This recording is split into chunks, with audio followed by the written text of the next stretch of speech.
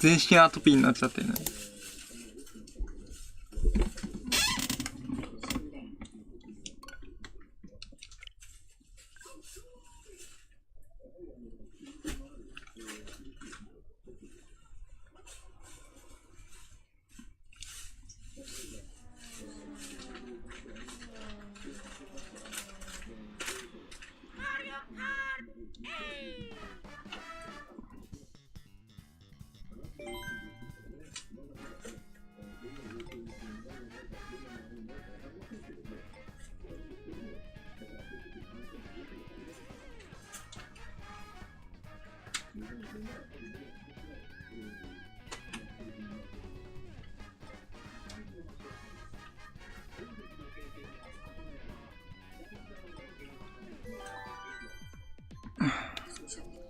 ポケモンガチ勢およさん、にゃ。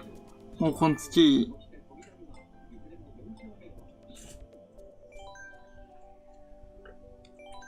イタキュンさん、こんつき。ケイタさんもありがとう。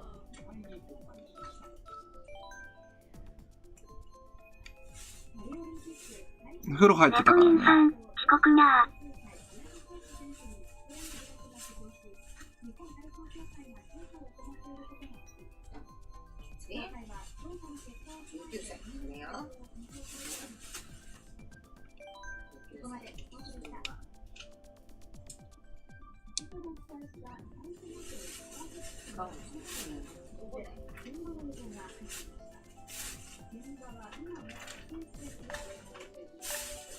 ポケモンガチ勢およさん、まあまあネコミンちゃん。ネコミンさん、少しだけ参加する。どうぞ。フ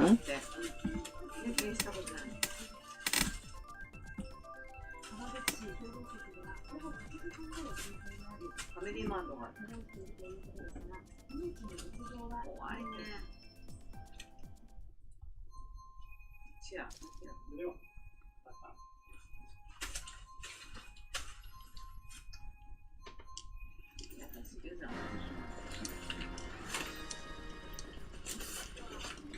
あ、出た。ブリティッシュベイク。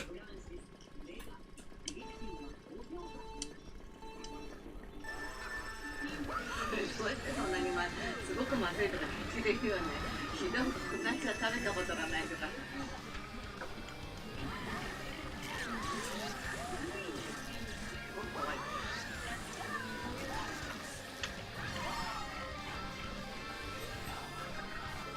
ネコミンさん、フレンドから入るね。もうよろしく、ネコミンさん。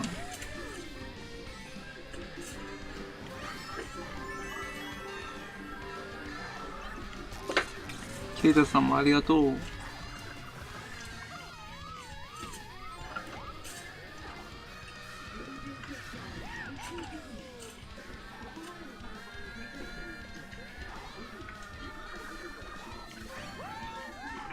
もうどうぞ。あ、ポケモンガチ勢およさん、あーにゃも。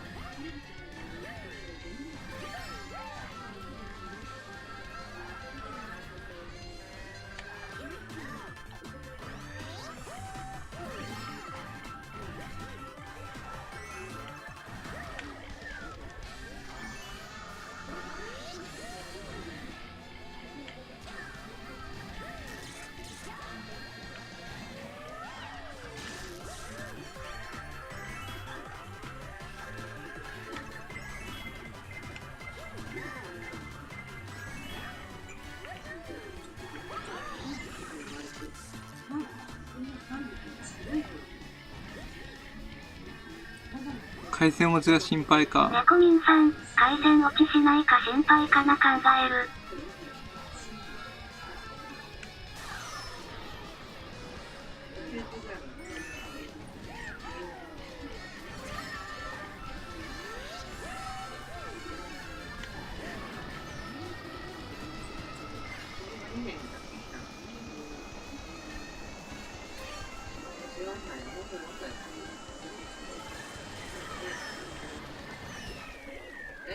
3位か。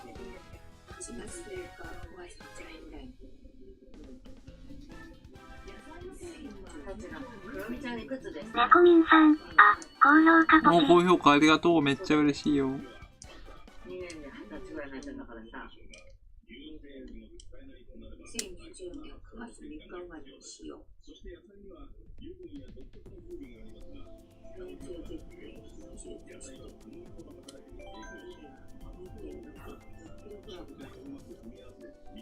今も知らないよね。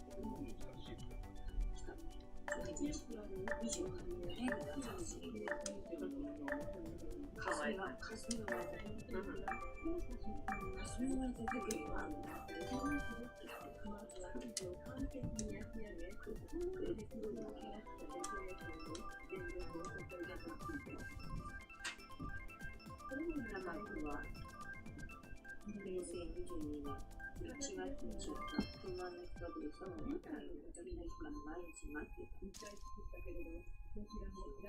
ポケモンガチ勢およさん、なんでレート戦やねん。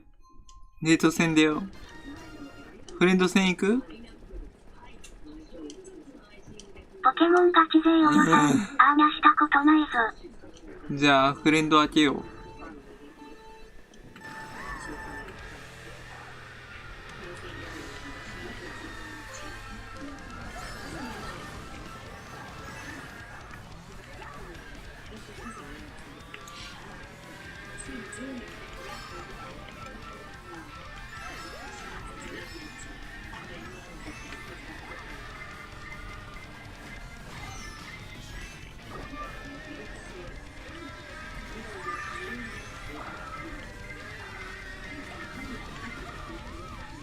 ネコミンさん、レートだとなかなか参加できないよ。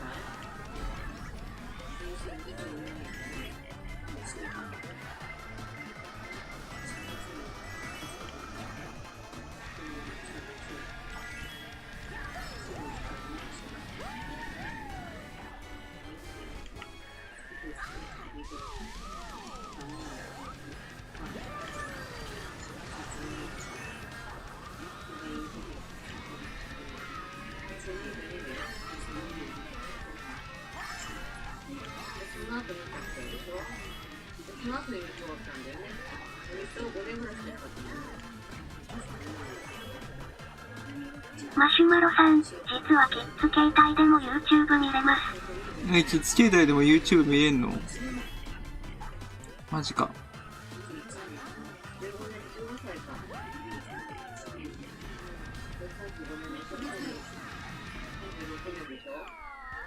キッズ携帯でも YouTube 見れると。マシュマロさん、見れる。俺11位。ポケモンガチ勢およさん、あーにゃごくらい。ネコミンさん、マロ、私も知ってるそれ。でも、大人だったよ。4月来た時はもう大きいね。1ヶ月しかいないだろう。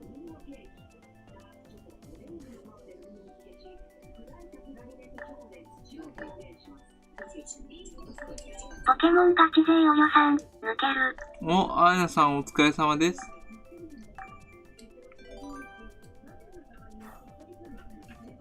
ネコミンさん、あーにゃちゃん、マリカのことアドバイスする。これが終わったらフレンド戦やろ。ポケモンガチ勢およさん、抜けろます。ポケモンガチ勢およさん、おい、デートやめろよ。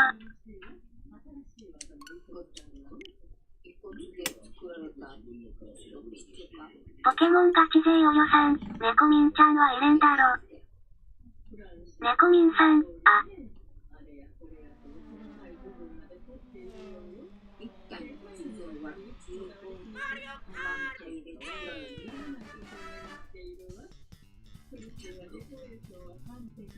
ポケモンガチ勢およさん、いやおせいは。菅沼ひろこさん、こんちくわ。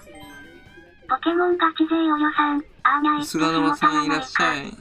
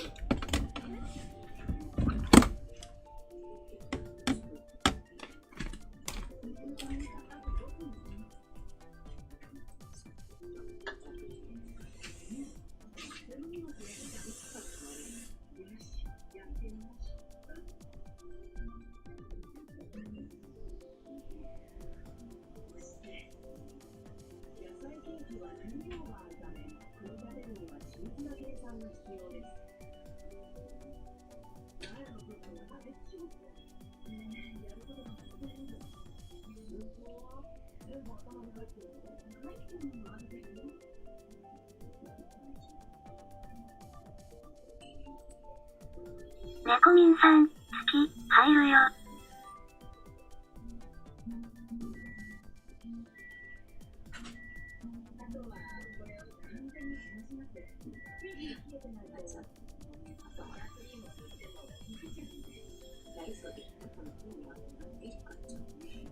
ピコちゃんっていたよね。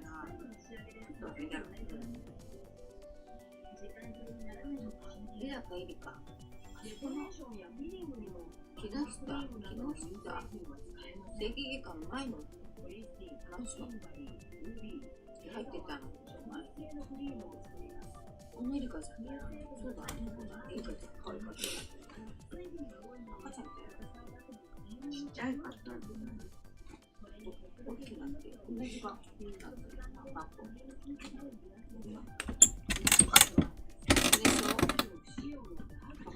一緒。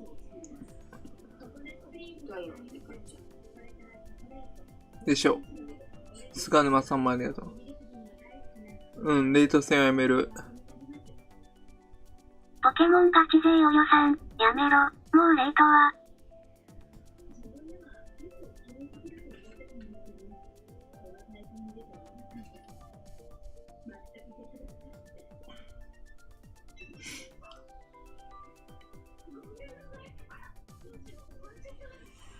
ネコミンさん、レイトはソロでした方がいい。ソロでした方がいいよな。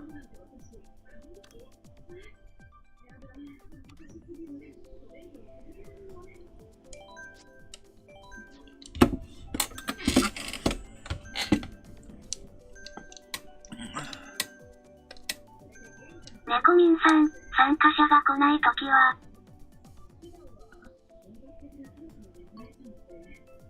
驚かしちゃってすまなかった。ポケモンガチ勢およさん、いきなり変なん来たからびっくりしたぞ。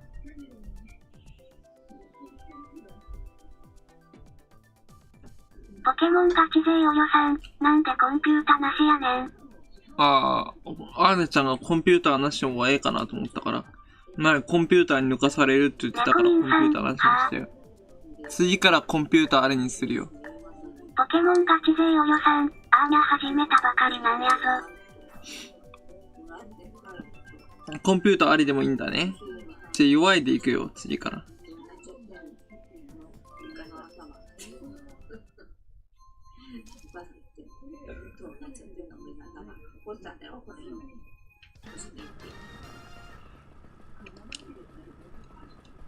ポケモンガチ勢およさん、絶対最下位になるやん。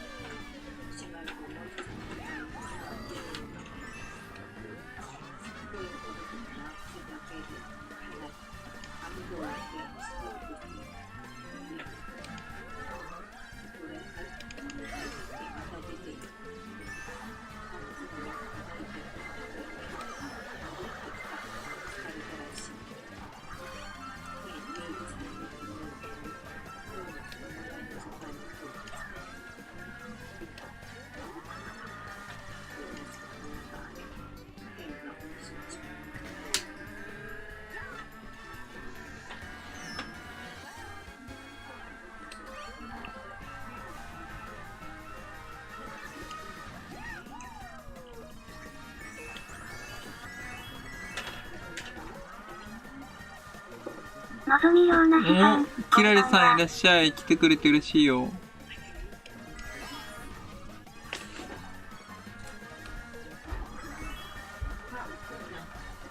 キラリさんもありがとうね。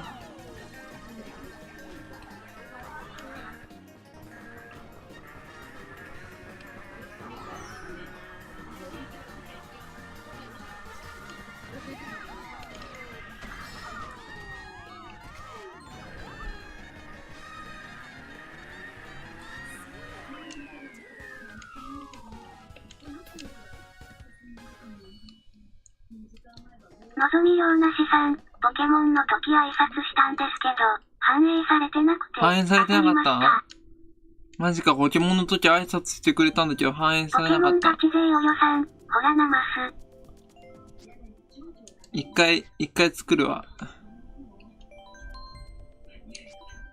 ネコミンさん、ごめん抜けるわ。ポケモンガチ勢およさん。ネコミンちゃんお疲れ様です。ポケモンガチ勢およさん、ネコミンちゃんお疲れ様。じゃあ次こそは CP ありで。のぞみようなしさん、後で参加します。もうどうぞ。ポケモンガチ勢およさん、おやすみ。おやすみ、ネコミンちゃん。のぞみようなしさん、ブロックされたのかなって。ブロックはしてないから大丈夫だよ。ポケモンガチ勢およさん、また遊ぼうなます。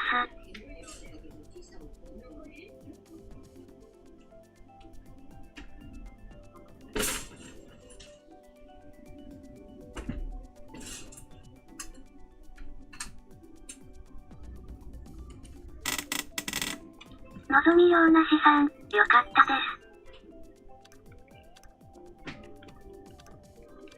す。ネコミンちゃんは落ちちゃった。ポケモンガチ勢およさん、ネコミンちゃん。普通がいい？弱いがいい？ネコミンさん、アーニャちゃん、マリカのことアドバイスするけどタイムアタックっていう何回か練習すると強くなれるよ。じゃあ、ポケモンガチ勢およさん、任せる。普通で。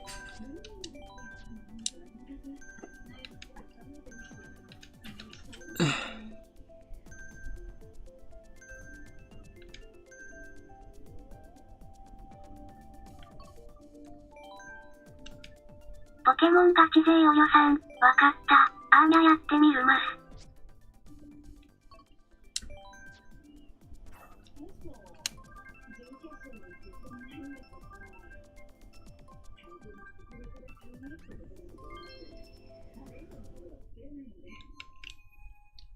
ネコミンさん、ポ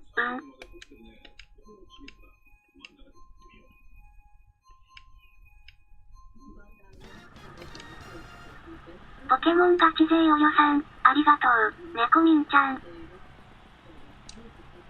ゆっくり休んでね。私毎日毎回やってるから。どういたしまして。ポケモンガチ勢およさん、ゆっくり休んでくれます。のぞみようなしさん、私は毎日マリカしてる。アイナさん、R スティック押してみ。カーブの時に R スティック押してみ。アーニャちゃん、おやすみです。R スティック押してみ。ブレーキアクセルができるから。こんな感じで。コンブさん、月、LINE のスタンプメーカーで月のスタンプ作ってみてもよい？作ってもいいよ、スタンプメーカーで。ぜひとも作って。スタンプメーカーで作ってみて。もうこれは、このライブ 3D はもう著作権贈与されてるから、俺に著作権あるから、作るのは大丈夫だよ。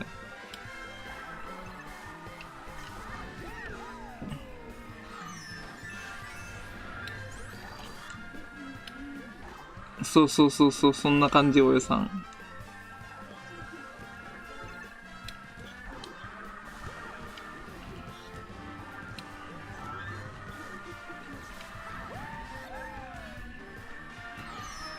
コンブさん、オプチャしか公開しないよね。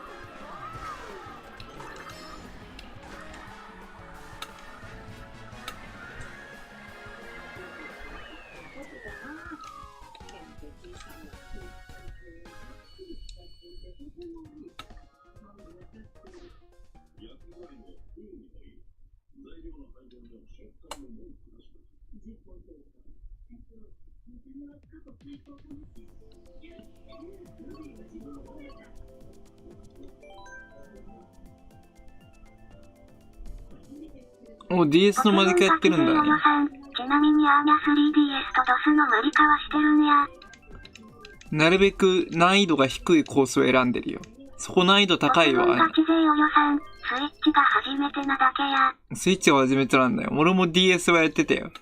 DS はやってた。3DS はやってないけど。俺もスイッチから復帰したからな。いる？よし、オッケー。じゃあ次から厳しい。ポケモンガチ勢およさん、アーニャはいける。次から厳しいコース行くから。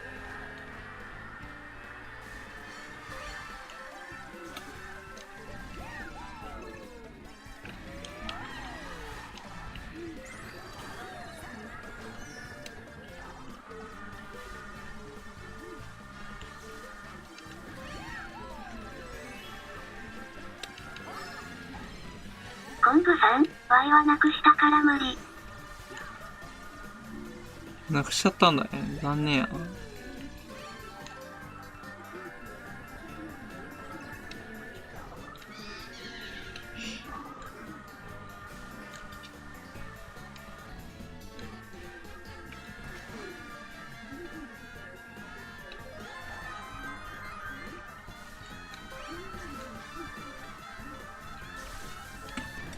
のぞみようなしさん、月3連続1位。さっき2位だったけどね。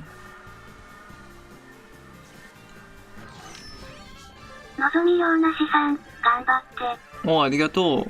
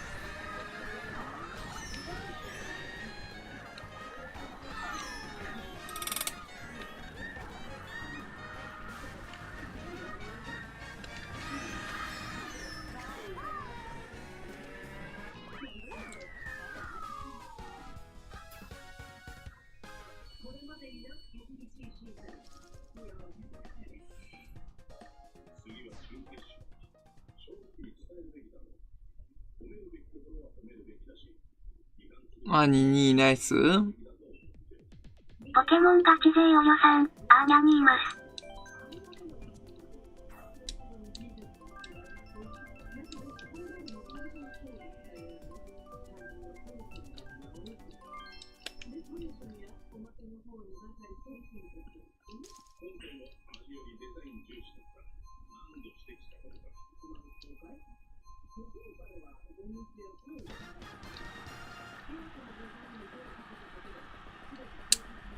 ポケモンガチ勢およさん、アーニャうまいんやろか。うまい。上手だよ。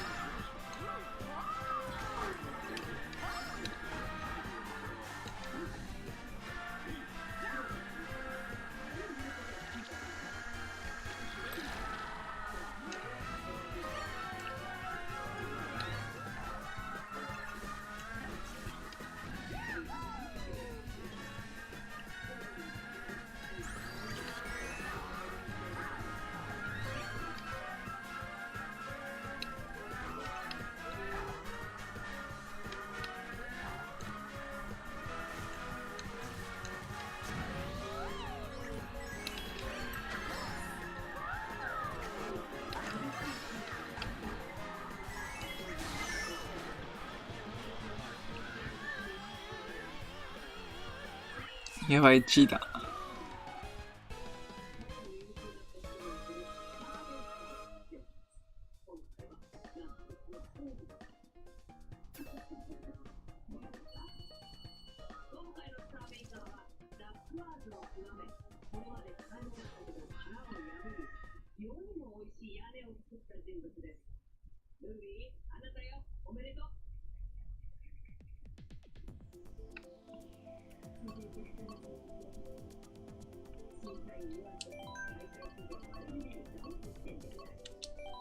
ポケモンガチ勢およさん、実際ごやられた。いや、レインボーロード行ってみるか。難しいコース。レインボーロードもなかなか上手くなれるよ。おすすめ。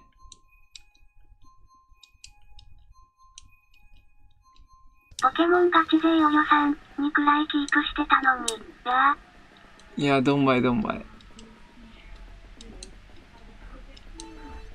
ポケモンガチ勢およさん、アーニャめちゃくちゃ得意なんやけど。レインボー得意。レインボー得意なら、マリカ上手い人だと思う。レインボー俺あんまり得意じゃないんだよ。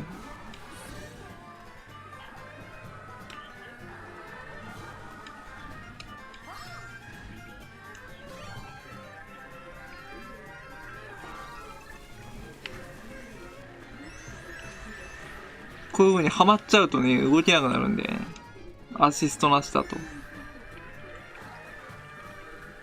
上手い人はこれをかいくぐってくるからね。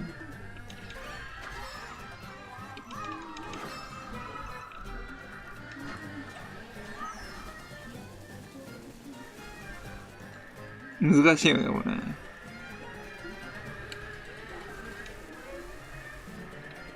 あと2日で夏休みか。マシュマロさん、あと2日で夏休み。俺は明日病院行ってくるよ。皮膚病になってるわ。リクトさんもありがとう。さんこんばんは。最近タイムアタックモードで遊んでる？リクトで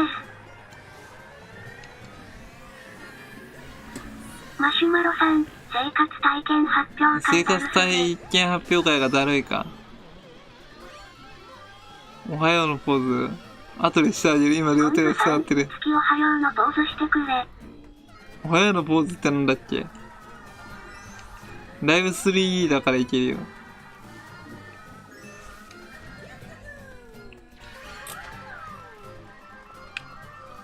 こんな感じ？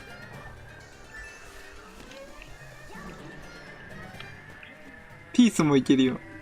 ピースって海外でやっちゃいけないんだよ。あれ侮辱って意味だから。日本でなんであれがジェスチャー。軟骨唐揚げちゃん公式さん。軟骨唐揚げさんもありがとう。来てくれて嬉しいよ。昆布さん、LINE のポーズに使うねんや。了解了解。学校の体育館で発表だぞ。学校の体育館で、軟骨唐揚げさんもありがとうね。来てくれてめっちゃ嬉しいよ。生活発表会ほんとやめてほしいよな。生活体験発表会。家庭科のなんかだろう。生徒の前で屈辱でしかない。ジクトさん、ちなみに月さんはタイムアタックしたことありますか？終わったら後輩のポーズね。全校生徒の前で。昆布さん、終わったらおはようのポーズよろ。お了解。マシュマロさん、緊張したり声小さいとやり直し。しごかれてんな、拷問やな。おはよう。これ腕が、これいいねポーズなので。グッドポーズなので、うまくカメラワーキング撮れてないけど。おはよう。こんな感じかな。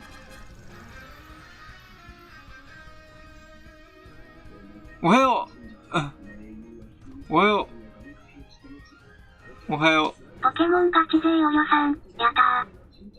マシュマロさん、やるのだるい。やるのだるいか。ようなしさん、よし。もちあれさん来てくれる。ようなしさん、やる。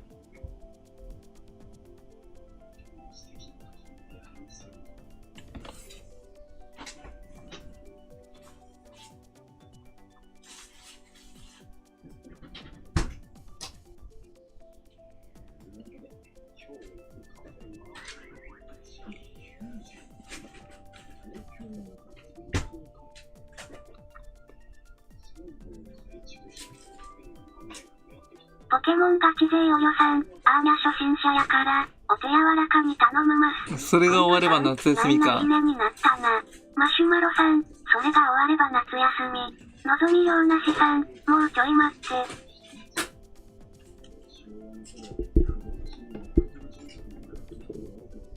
マシュマロさん、夏休み入る壁でかすぎる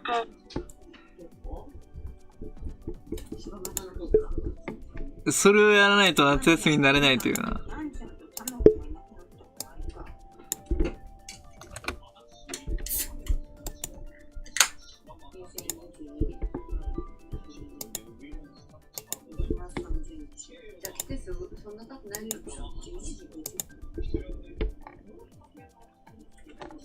マシュマロさん、それがだるい。だるそうだよな、ほんとな。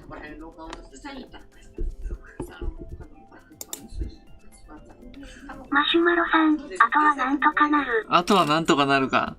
その、家庭科の先生の孫のやつだろ。前話してくれたよ。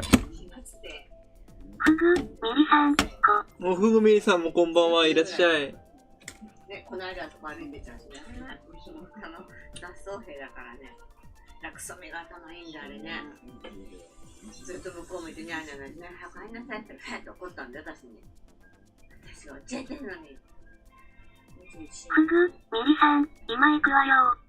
10月から11月生まれて22年 ?21 年ね、生まれたのね。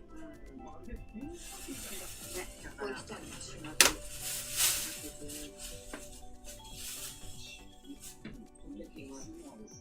猫よりもちょっと大きかったのね。猫よりもちょっと大きかったので、大人だなと思って猫してたんだよ。猫ではない。お、ありがとう。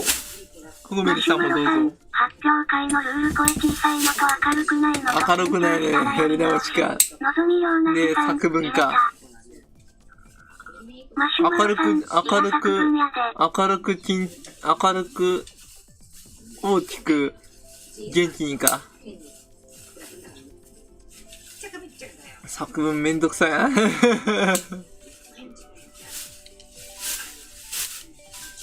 元気にやらなきゃいけないんだ。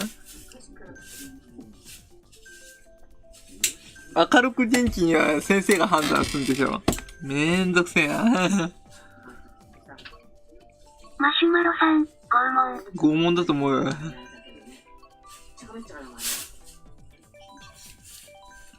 拷問もいいところだね。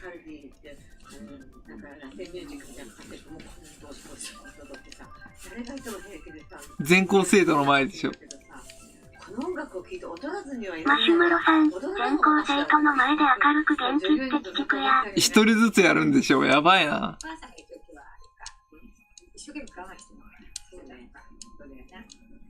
処刑されるロジャーになった気分で頑張ってきて。なんか、例えが悪いけど。一人ずつか。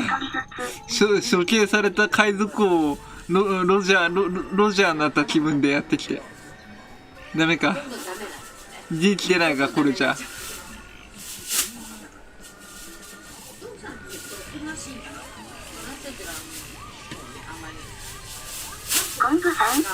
前10番目か。10番目のロジャーか。マシュマロさん、35分、面談された ?10 番目のロジャーってことか。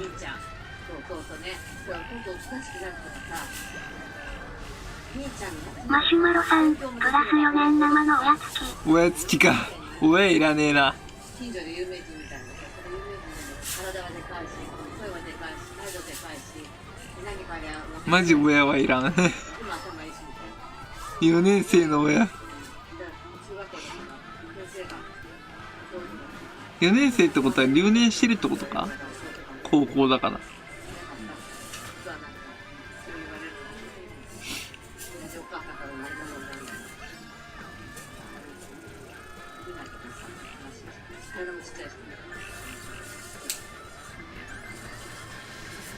あ、4年。あ、定時だから4年か。そうか、定時制だから4年生の、なんだ。なるほど。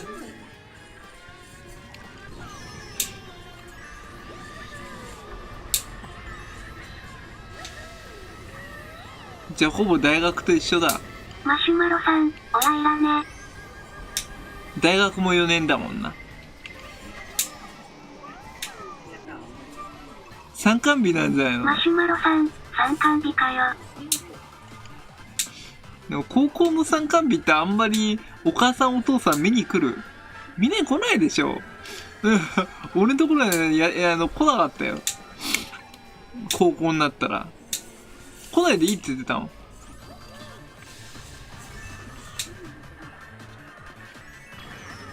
ほとんど行く人いなかったと思うんだよな。いや、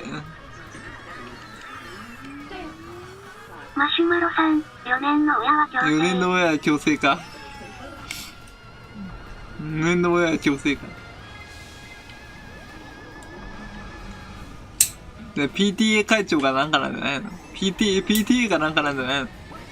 高校で PTA あるのかわかんないけど。あるか。一応学校だもんな。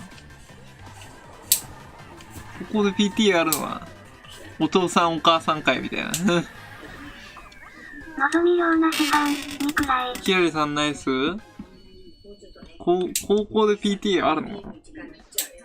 中学、ポケモンガチ勢およさん、小学校までか？働きながら PTA の委員会やってる母ちゃんいたのすごかったじゃん。ほんとすごいよ。バイトやりながら。うん。頭下がるよ。これだってさ、それだって毎日4時半とかに投稿してたから絶対分かってんじゃね時間に。マシュマロさん。あれは専業主婦のお母さんがやるもんだと思ったらそうでもないんだよな。今の時代な。腕をペラペラ、ペラペラ、ジャリジャリってよ。コンプさん、まあアーカイブ見ておはよう作るか。おはよう作るか。みんなに言われたら可愛いねって。子犬みたいね。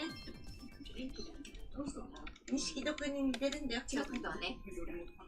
アリサ全然来ないんだけど。すまん、俺が開発したかもしれない。マシュマロさん、誰や生活体験作文というクソのもの開発したやつは。俺です。俺みたいなろくでもない大人がいるから、関係ないから。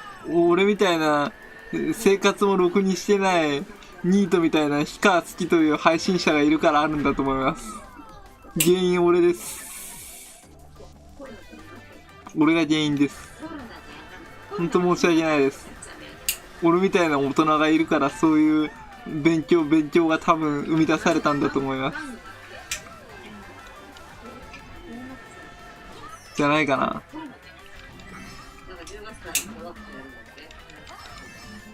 俺です。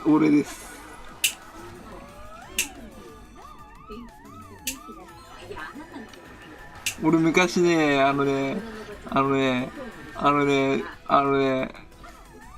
あれで学校でね、担任の先生にね、誰で授業参観なんか作ったやつって言ってね、ぶち切れたらね、担任の先生がね、私ですって言って、私と校長ですって言ってね、誰で授業参観なんか作ったやつ呼んでこいやこらって言ってね、叫んでたらね、校長先生来てとね、担任の先生が来てね、氷川くん、校長、私たちですって言ったらね、それでも氷川くんそれで暴れますかって言われたからね、いや暴れませんよって言って校長先生自ら来たというね、氷川くん今日も暴れてるようだねって、授業参観作ったの誰だっつって言ってるのを俺知ってるぞって、暴れてるようだろ来たが心配で来たんだねって言って愚痴漏らしてたら本人登場してやべえなと思って冷や汗かいたけど、高校の時だ。懐かしいよ。いきなりやだよもうやだってだだこねて、ならぬものはならぬものですって八重の桜が言ってたよな。あれは現代文に訳すとダメなものはダメだってルールは守れってことを言ってるんだよな。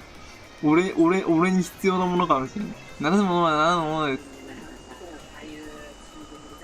画ってさ、純烈みたいなのやつでさ、血がどんどんやったら濃くなっちゃうと公開とかさ、内臓が悪かったりとかさ、見た目は普通だけど疾患を持ってたりとかするんだってらしいね。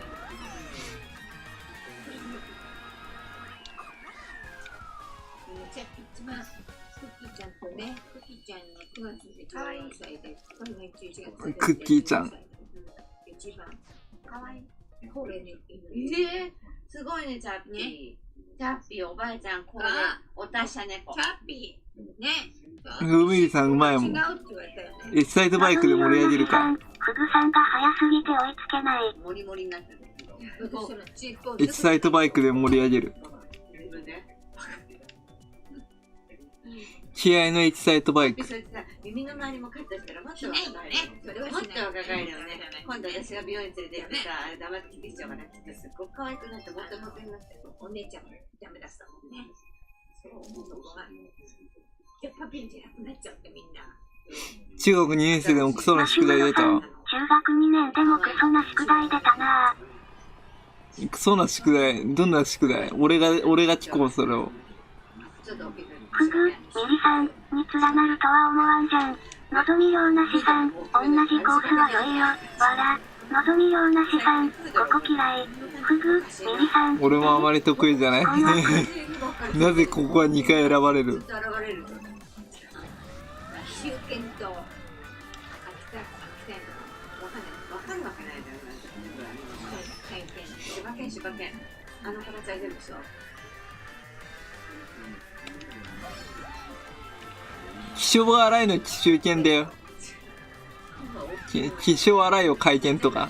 あいつら猟犬だもん。プ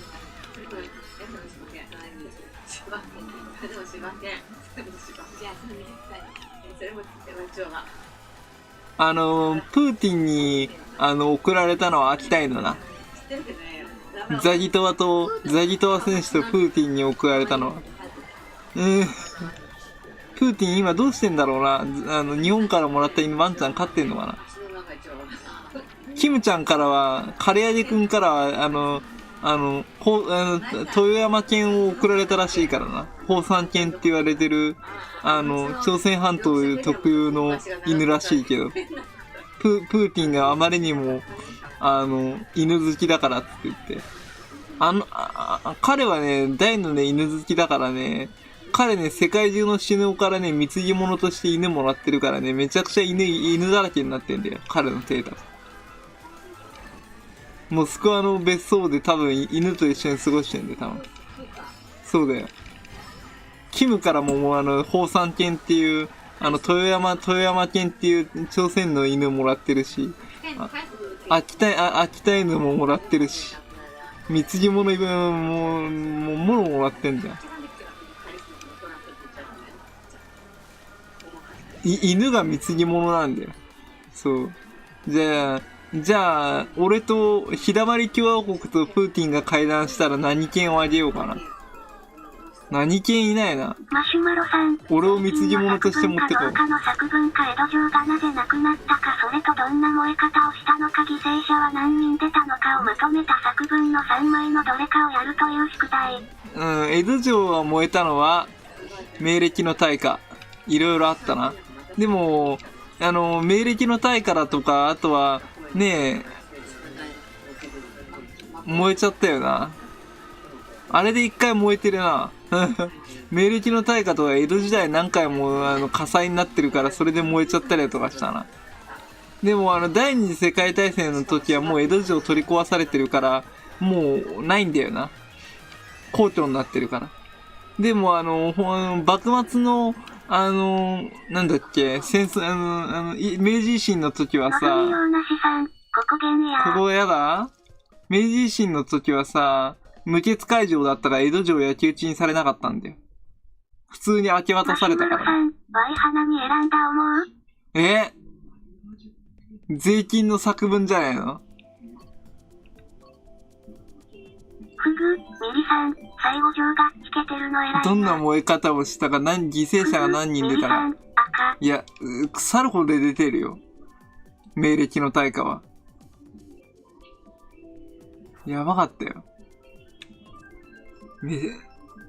その時生まれてないけど、さぞひどいもろい焼き方したらしいけど。燃え方したらしいよ。そろそろ起きます。おやすみなさい。もうリクトさんお疲れ様です。江戸時代の建物、木造建築だから燃えやすいんだよ。でもなんであえて木造にしてたら知ってる？燃えやすいけど建てやすいっていうの利点があったんで。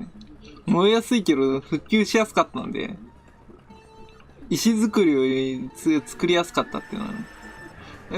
うん。リクトさんお疲れ様です。だからね、木造にしてたんでね、あえてね。燃えやすいけど直しやすいっていう利点があったから。マシュマロさん、農家生産業とかの情報をまとめて書いた。おー、農家生産業のことをまとめて書いたが、食べ物のことは重要だからな。リクトさんお疲れ様です。またね。食べ物のことは一番重要だからな。なぜ、食べ物が、農家やね、漁師さんやね、あとは、ね、酪農家がいなかったら食べ物配給されないからな。彼らが一生懸命育てて作ってるから、食卓に飯が並んでんだもんな。始まりの原点にして頂点だもんな。俺はそう思ってる。一ノ瀬さんこんばんは。こんばんは。俺が多分農家になったら体壊して多分無理だろうな。働けないと思う。頭下がれよ、ほんと。ほんと尊敬するよ。毎朝早起きして、ねえ、田畑直して。今思うが朝食食うのは朝飯前っていう言葉おかしいかな。そうです、今朝飯前。昔は4時起きだったからね。戦国時代の朝は基本的に夜襲に備えて朝4時には起きるんで。農民。朝4時起きだよ。夜襲に備えてたらしいんだよ。今の4時起きでも怖いっていうのは朝4時日の昇らない時から活動を始めたらしい。石ノ瀬さんもありがとうね、来てくれて。だから本当に農業やってる人に関しては尊敬するよ。一次産業の人たちは。マシュマロさん、朝食食うのは朝飯前。朝食食うのは朝飯前。朝食は食うのは朝飯前ってことは朝食食うってことやな。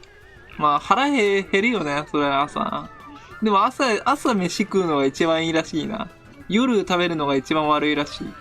俺やってるけど。体に栄養分が一番行き渡るのがね、朝なんだって。やっぱ光合成みたいなもんだよな。簡単に言うと。魚の、葉っぱの光合成みたいなもんだよな。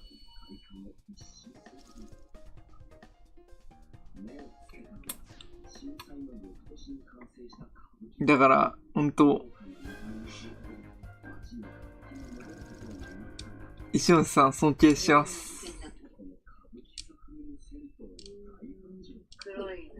黒い柴犬。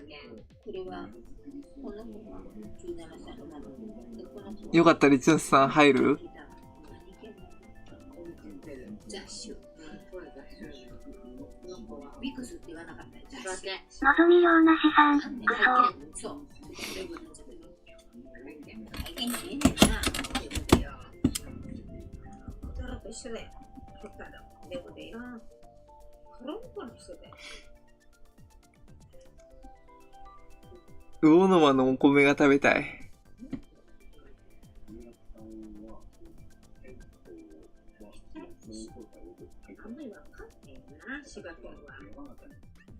信濃川いいぞ。一番長い川、でかい川だからな。長い川って言った方が正しいか。日本一短い川は何でしょう？ブスーツ川。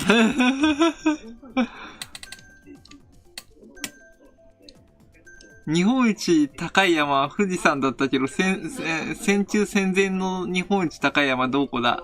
今は日本じゃない場所で。台湾の玉山で。新高山な。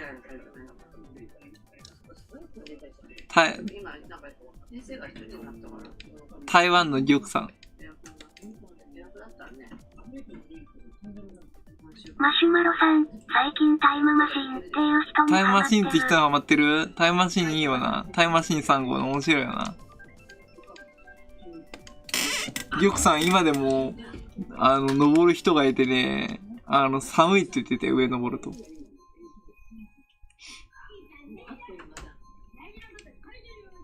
てことは、ペクトさんより玉さんの方が高かったってことだよな、多分きっと。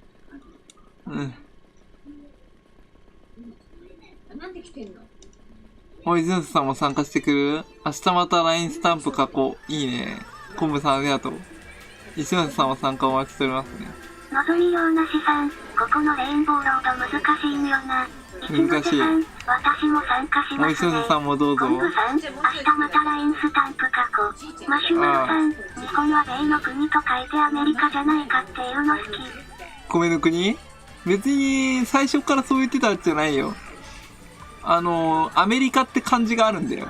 アジアのアに、なんだっけ、マリのリに、米の米に、なんだっけ、利益の利に、加工の加でアメリカって字があるんで。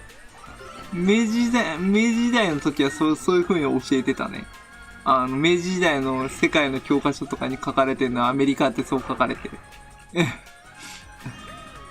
でもいつの間にか米国って言うようになっちゃったんで。それが語源だよね、多分ね。ちゃんとアメリカっていう当て字の漢字があった。インドもあってちゃんと。インドは当時イギリスだけどね。一応ロシアもあって。どういう字だったかね、忘れたけど。梅雨にね、なんかね、うおって字書いてね、それ書くんだよ、確かに。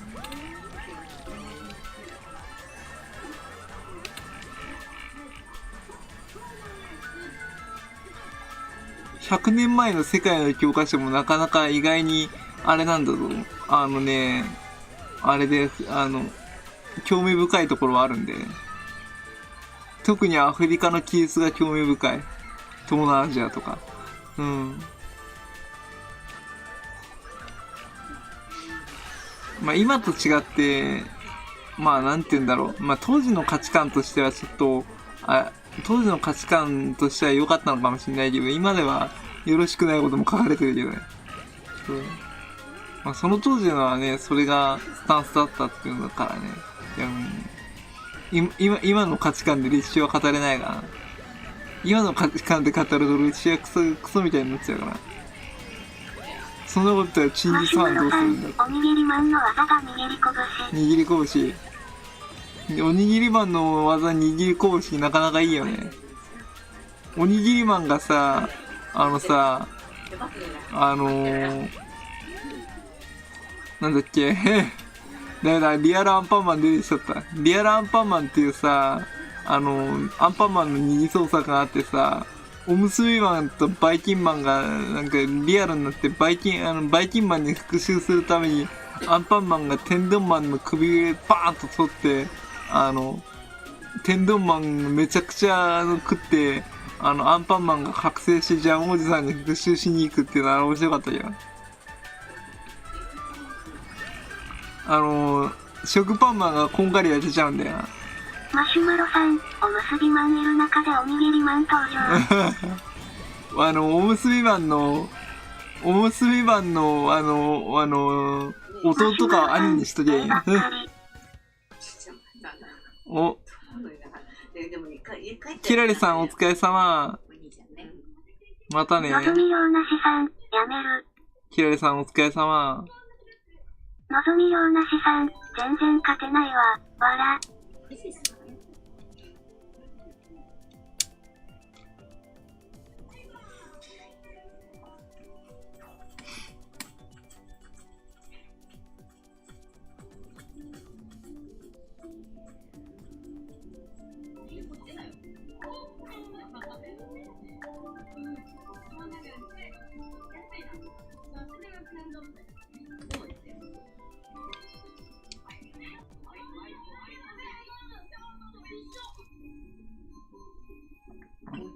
かくなっておかしいよな。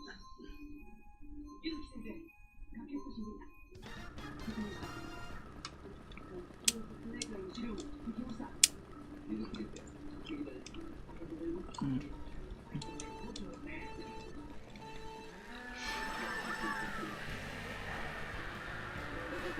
普通のライチュウ色違いめっちゃゲットできたよ。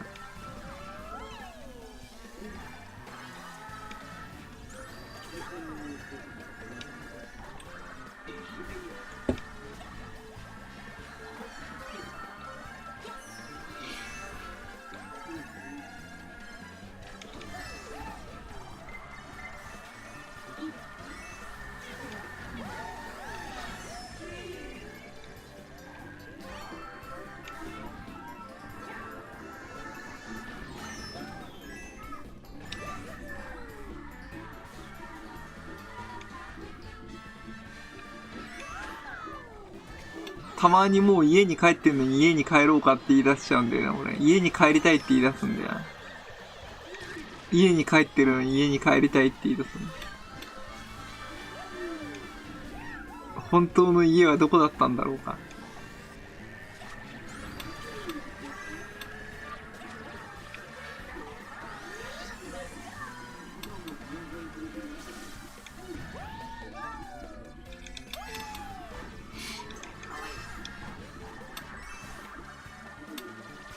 家に帰りたいって言うんだよね。家に帰ってんのに。家に帰ってんのに家に帰りたいって言うの。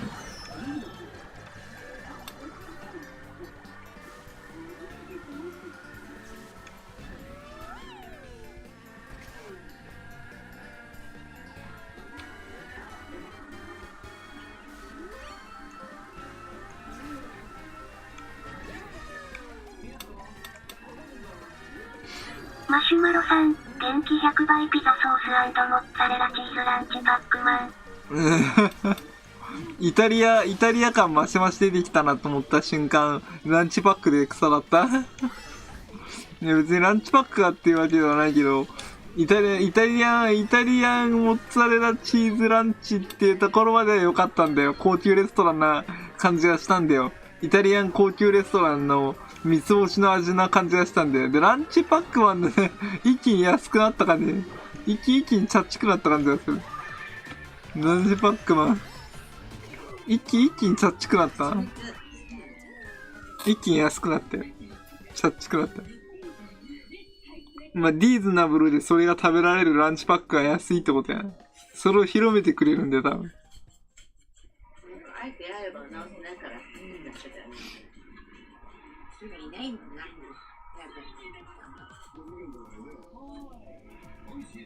だよね。ってことだよね、多分ね。ちょっとチェックかな。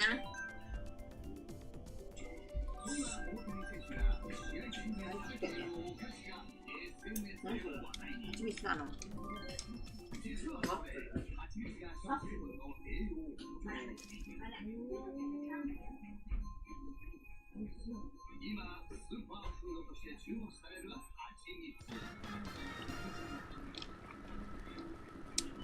大谷君は蜂蜜が好きなのか。健康にいいから食べてる説。好きとかいうわけじゃなくて。その説が一番ありそうだな。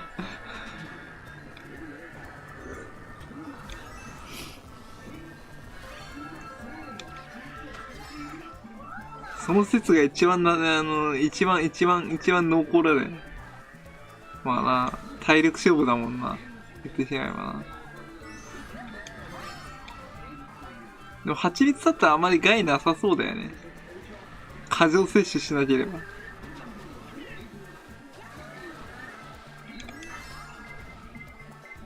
でも赤ちゃんに蜂蜜取らしちゃいけないんだ。抗体ができてないから。理由として。実際まではボツリヌス菌がダメだから。ボツリヌス菌が出ちゃうから。最悪ボツリヌス菌感染症になったりするからダメなんだよ。だから、よく赤ちゃんにさ、お母さんがキスしたりするのも良くないんだよ、本当はね。抗体ないから。よくアメリカの映画とかでチュッチュしてるけど、そう赤ちゃん、あれ本当は良くないです。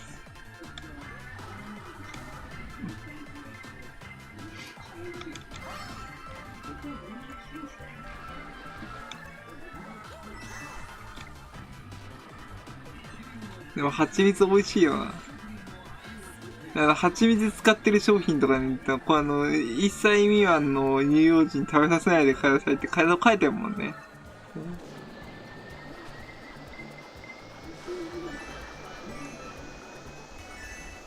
山田養蜂場有名だよ。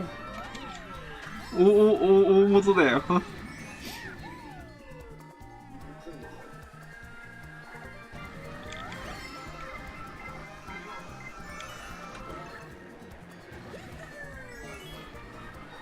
大手すぎるよ。マシュマロさん、元気100倍チキンメンチカツ南蛮風と和風レンコンカレーランチパックマン。美味しいものいっぱいトライアルチャンバー見つけた。トライアルチャンバー見つけた。いいな。今度行こう。いろんなもの詰めすぎたってあんまり味がわからんくなりそう。南蛮チキンメンツカツはそれで食いたい。和風レンコンカレーランチパックマンは和風レンコンカレーで食べたい。一緒に、だから、とがついてるからいいのか。でも混ぜてそうな感じするよ。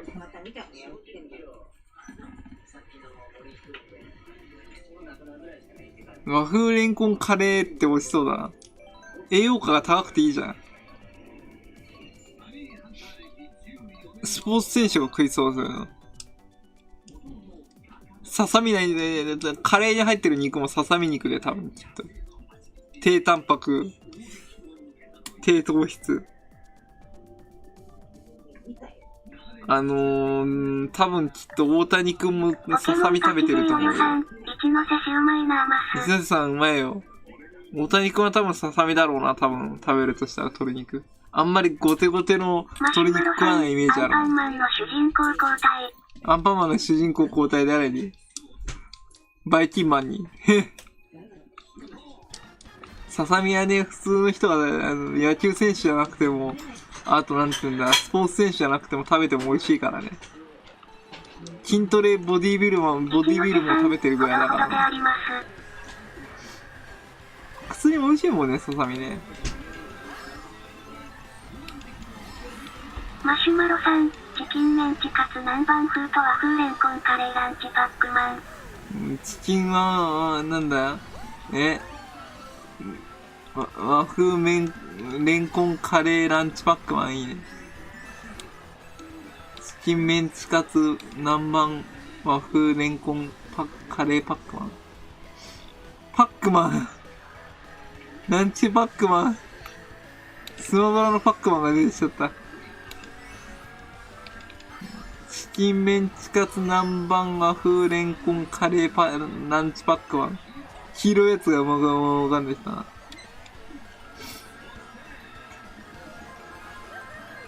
黄色いパックマン浮かんだの俺だけだろ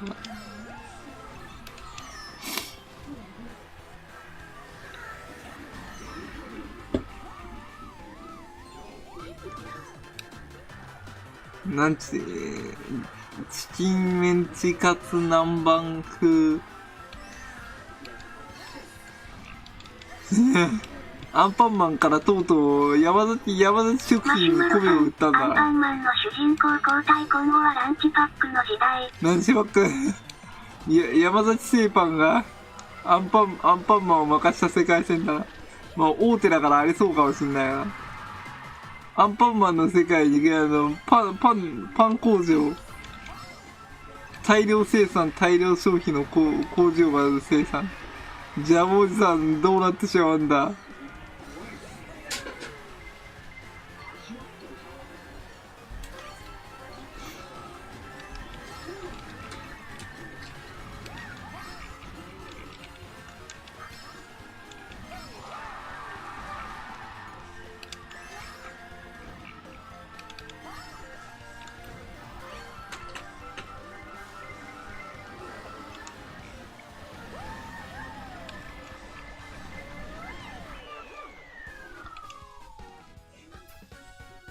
フグ、ミリさん、危ない危ない。ジャンおじさん新しい顔作るので、バタコさんもスキルアップが求められる。難易度アップ。スキルアップ求められそうだよ。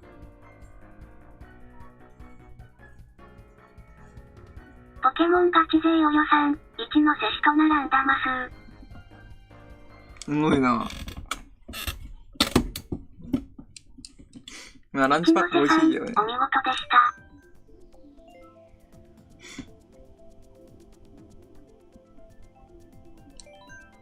いや、強いと思うよ。ポケモンガチ勢およさん、うまいな。あーにゃまだまだだます。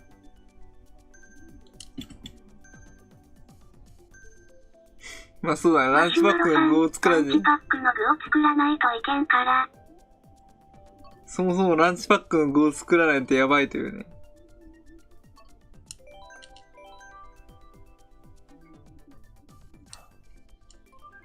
ランチパックの具作らないとやっていけないという。チーズは当然リストラになるだろうな。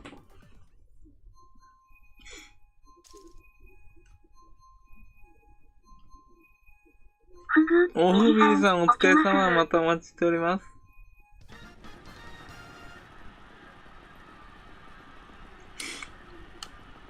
マシュマロさん、チキンメンチカツ南蛮風と和風レンコンカレーをジャムおじさんが作らないといけない。じゃあ王子さんが作れない。じゃあ王子さん仕事増えたな。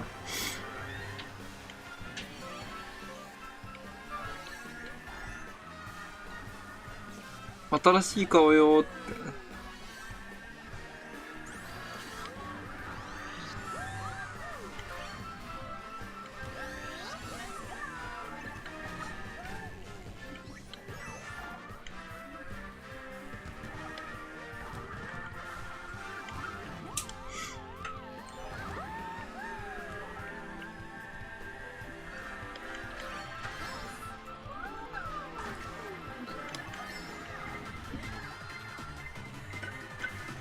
マシュマロさん、2つということはランチパックマン2人。タック主人公ってことか。マシュマロさん、主人公2人。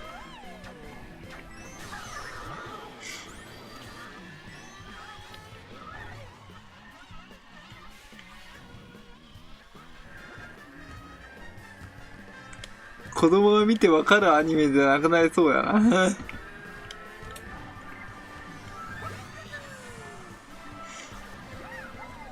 ランチパックマンは多分ちょっと無情に金を請求しそうな感じがするよな。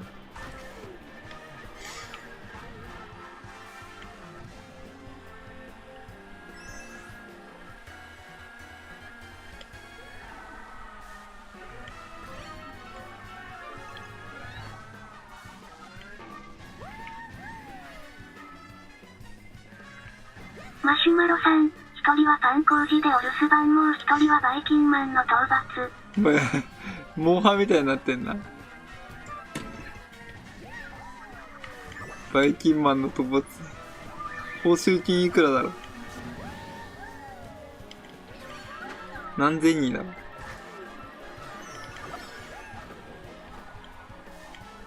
う。6万千人ぐらいかな。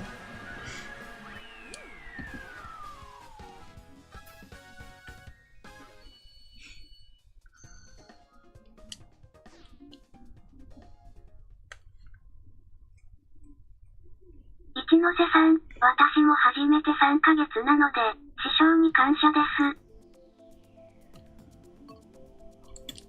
俺1年だけど全然上達しない？スマブラ、徐々に上達する感じがするけど。スマブラ徐々に上達。およさん、あーにゃまだ1週間ます。スマブラ徐々に上達してるような感じがするけど。まだまだだけど。ブルーさんには練習積まないと。キングクルール一択でいこう。スマブラは任天堂が作るゲームの中で一番難易度が高いゲームだと思います。そりゃそうでしょ。だって、上手い人は徹底的に上手いもん、あのゲーム。ビップ部屋に入るま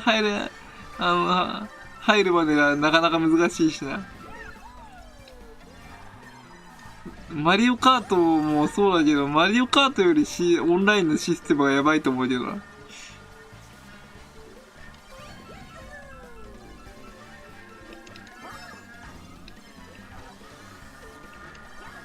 でも、それだからやめらんないんだけどね。強くなろうって。ボコされるの分かってて挑むという。だからやめらんないんだよ。ホムヒカ使ってみたこともあるけど、ホムヒカのキャラパワーで勝つより、キンクルのパワーで勝った方が断然にいい。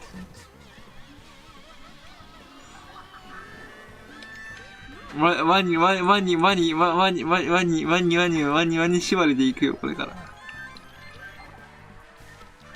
とは言っても、ホムヒカ使いたいという気はあるけどね。バレちゃった。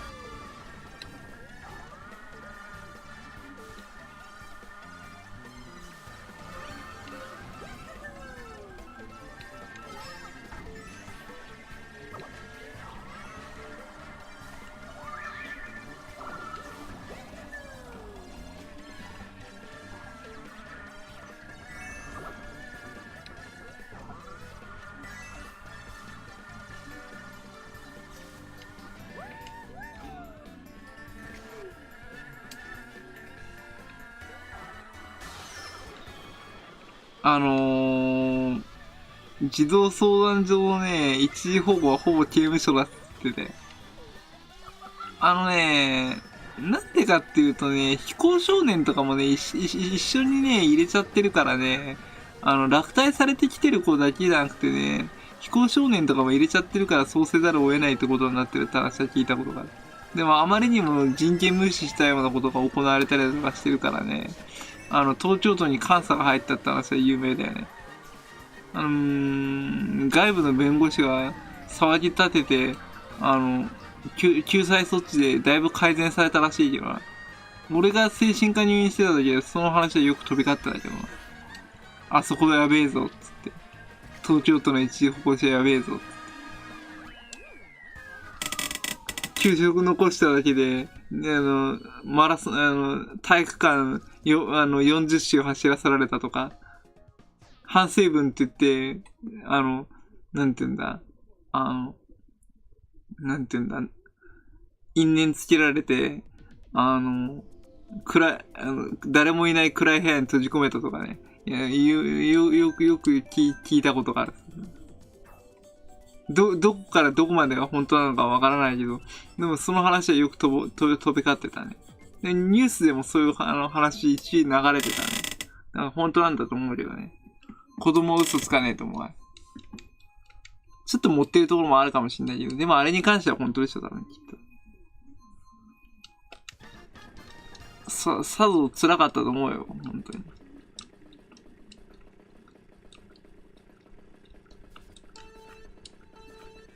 ってところが問題点なんじゃないかなと思うけどね。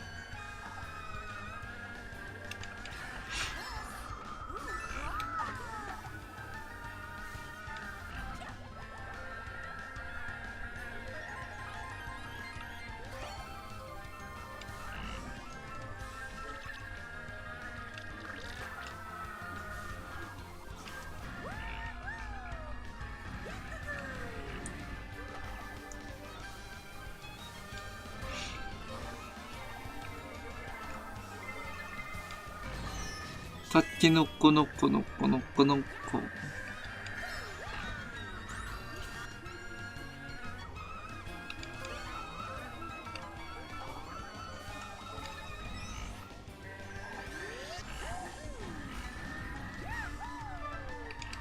シナモロール。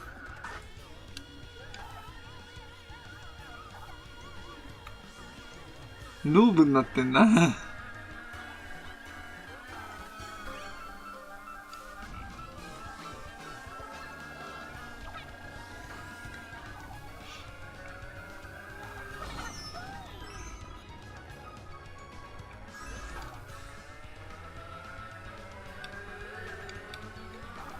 俺あれが好きだよ。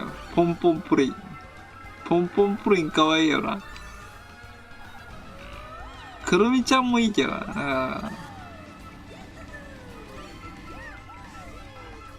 サンリオ男の子が好きだっていうのなかなかいなさそうだよ。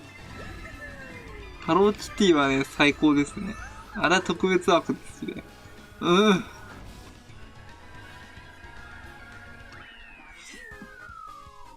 デレデ大王と、ドンキーホーテ、同じものだと思ってました。ドンペイだろ。ドンペイとデレデ大王。激安の電動とかが。激安のデレデさんって人スマブラで来るもんな。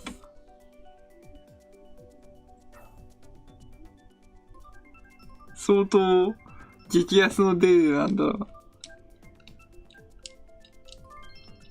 う。ボルクシーガレージさんいらっしゃい。来てくれて嬉しいよ。こんばんは、久しぶり。ボクシーガレージとも、辰年ボクシーガラゲともさん、こんばんは。何ヶ月ぶりだ、ボクシーガレージさん。ありがとうね。ボクシーガレージさん、ありがとう。いらっしゃい。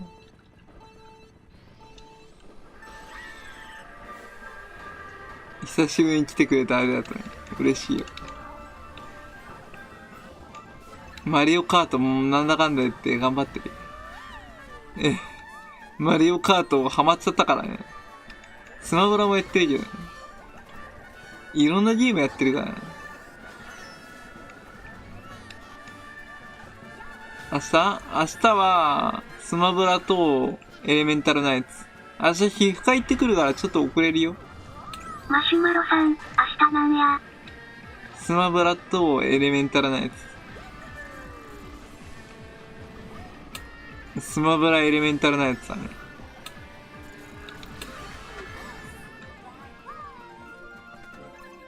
草おじさんが楽しみね。4時からじゃないな。だいたい4時から1時ぐらいだな。1時に病院行くから、12時に病院行くから、1時にはやってると思う。夜の9時から夜の9時、そんな遅くならない。2時にはやってると思う。午後2時にはやってると思うから安心してもらう。俺ちょっと皮膚病かかってるからさ。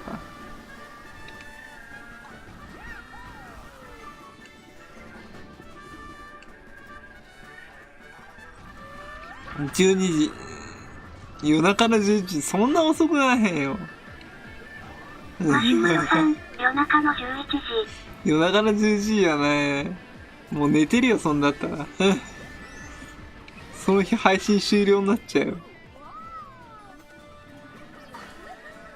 まあ、俺もちょっと、自分の体をダメにしたところもあると思うからさ。治療していきます。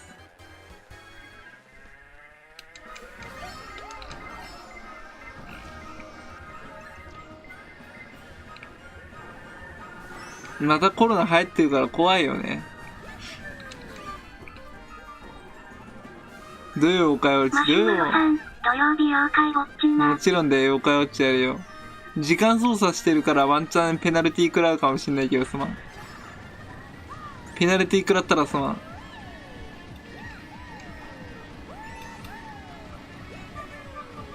時間操作してるからペナルティー食らうかも。あのペナルティーほんとなくしてほしいよな、妖怪ウォッチシリーズな。ポケモンと妖怪ウォッチの交互性が悪すぎる。ポケモンは時間操作しても怒られないのに、妖怪ウォッチ時間操作すると、あかーんが来るからな。ガチャができちゃうからな。だから、ガチャで日付変更して。でもあれ本当に日付変更ガチャいいことにすればよかったのにな。ポケモンガチ勢およさん、およさんお疲れ様、またね。日付変更ガチャ許してくれよな。ダメなんだな。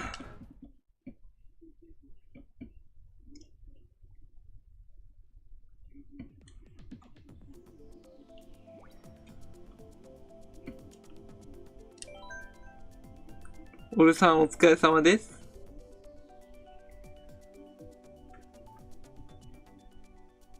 雲出てくんの。雲苦手なのに。じゃあなんでゲームにカエル出てくんだろう。雲出てくるんねん。マシュマロさん、気持ち悪い。スターホックスにカエルいるぞ。スターホックスにカエルいるぞ。雲も出てくるけど、スターホックスにはカエルがいるぞ。名前忘れたけど。ポケモンガチ勢およさん、あざざます、マシュマロ氏、おやすみ、あとは任せた。にゃおえさんお疲れ様です。スターホックス多分カエルいたよな。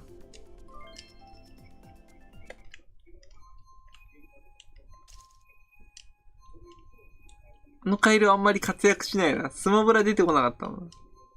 おやさんおやすみ。すぐ撃墜されるカエルじゃなかったっけ。マシュマロさん、およしおやすみ。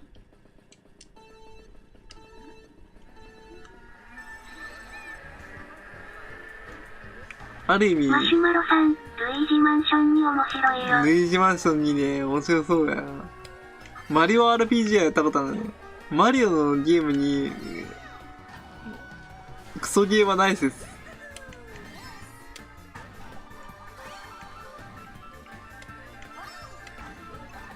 マシュマロさん、Y3DS でルイージマンションにやってたから。ルイージマンションにやってたんだね。マリオのゲームにクソゲーがないよ。マリオのゲームに外れがないと思ってる。雲出てくるやない。マシュマロさん、マークモやカエル出てくるが。カエル出てくるのか。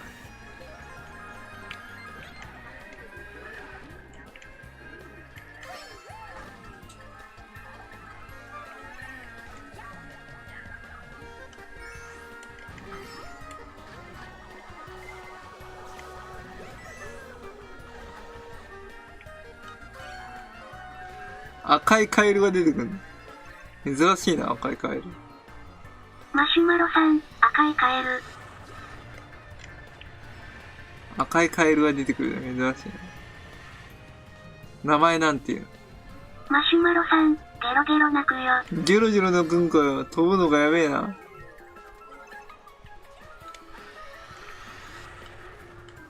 マシュマロさん、飛ぶよ。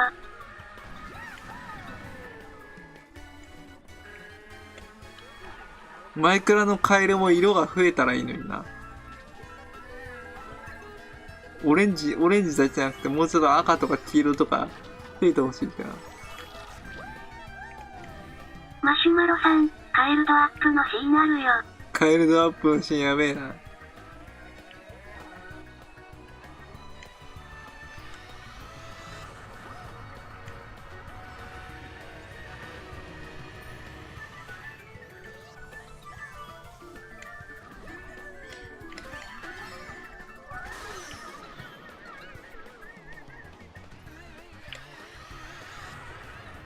緑の前のカエルマイクラにいるんだよ。あ緑の河津もマイクラいるで。いたいた。バイオームによって生成されるので、あるよね。コングさん、島 1% 完成した。島 1% 完成した。今度、調校しに行こうかな。その島に。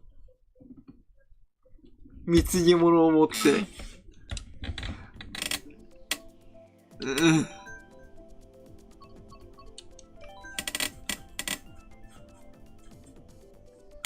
ってことは、銅の帝国の属国になっちゃうってこと？日だまり王国。日だまり共和国。貢ぎ物を持ってくってことはそうだよ。使いを送って貢ぎ物を持ってくってことはそういうことになるよ。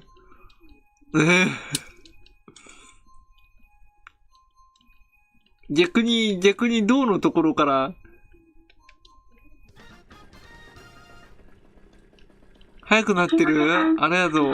ロゼクマ様になってますね。前より走りが良くなってる。走りが良くなってるでしょ。なんかね、前より良くなってるのかな。島時代作ってる。島自体を作ってるからな。島時代作ってるすごいな。島を作って、街を作るっていいね。たまにミスしちゃうけど、俺なんか。バニラが一番いいよな。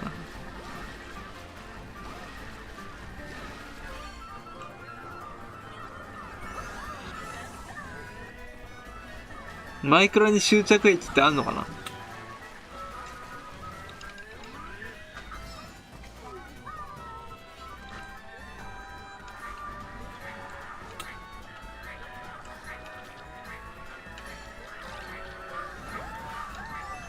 売りかけは絶対ダメです。ホストの売りかけでしょ。コンカフェの売りかけもあるらしいからな。コンカフェ規制した方がいいんじゃねえのあれ。だってあれ本当はあれだよ。風営法違反にならないのかな。うん。コンカフェが一番問題だと思うよな。あれで、ねえ、なんていうんだ、コンカフェで大久保公園に溜まってる連中とかもいるからね。あれどうにかしないと大変なことになるよ。ホストとかコンカフェは問題だよね。の借金背負ってやってるからね。ホストに規制したところでコンカフェ規制しない限り相当ああいうことは起きると思う。まあ単にそれだけで大久保公園に行ってるってわけでもなさそうだし、根本的な問題を解決しない限りあそこに群がる可能性があるから。なぜそういうことをしなきゃいけないのかってことを考えなきゃいけないんだよね。他に道はないのだろうか。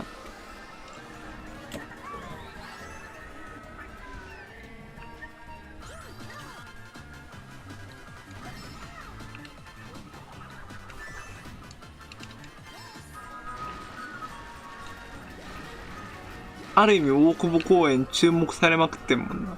あれのおかげで。あと、東横もあれ本来良くないよね。だって東横なんてみんなでメディアが宣伝したからあそこ溜まるようになったんだよ。まあ元からね、ああいう子たちがこう集まる場所だったんだけど、なんか、いきなりそう宣伝化しちゃったからね、良くないよ。まあ事実、学校や家庭に居場所がないって思ったら、俺の配信来てくれ。もし、YouTube 見れる環境だったら、いくらでも愚痴でも聞いてあげるよ。なんでも。俺が生きてるうちはな。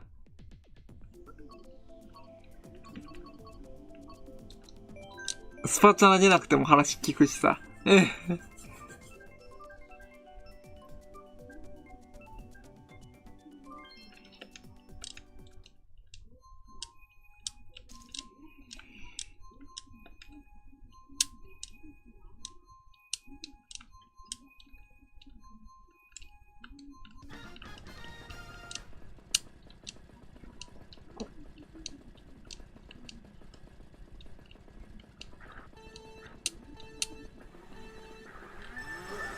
推しに貢ぐっていうのもなかなか難しいもんだよ。非かは推しではないっていう名言が出たからな。気軽に頼れる同志って思ってくれ。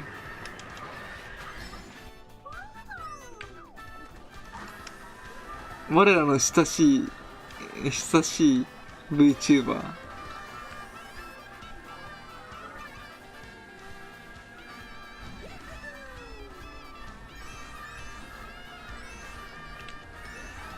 マシュマロさん、氷川はお尻。お尻か、お尻いいな、お尻。お尻、おならばっかりしてるから、俺お尻や。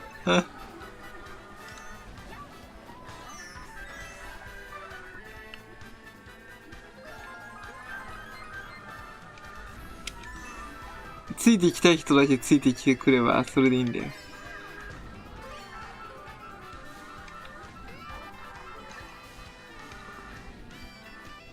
お尻。お尻洗ってるけど、お尻洗ってるけど、お尻アトピー出てきてるからな。やばいよ。お尻とか膝のところとかアトピーだよ。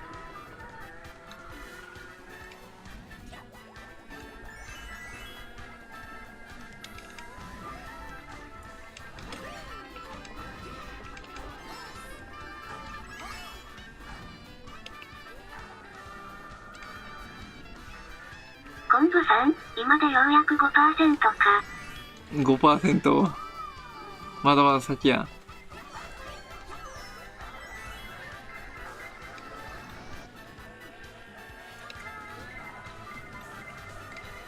切れ字はなってないかな切れ字はなってないかな。マシュマロさん、お尻の周りはアトピー、中は切れ字。切れ字はなってないな。字はなってないんだよ。いたって腸内いいから。ヨーグルトを食べてるから腸内いいんだよ。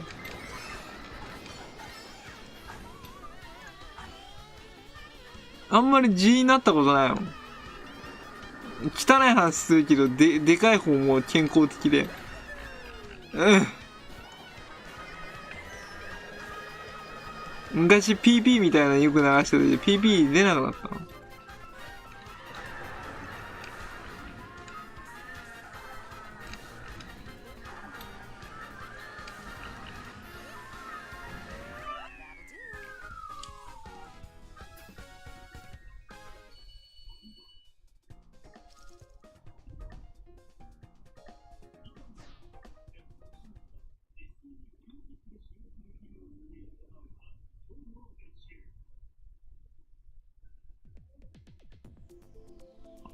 そういえばあんまり最近台出なくなったな。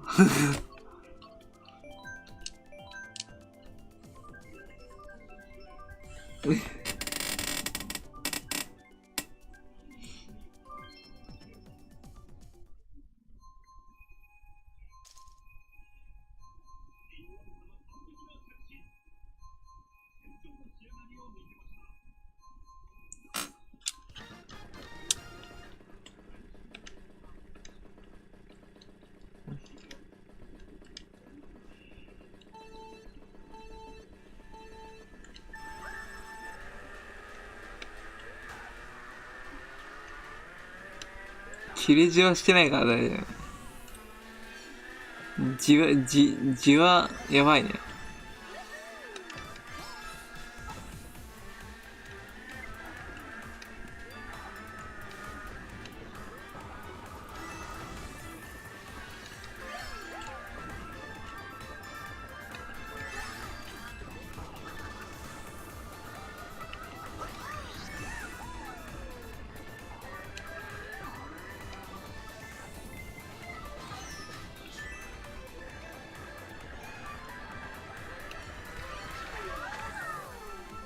フォートナイトの人口も多かったけど、リーグオブレジェンドの人口にはかなわないよな。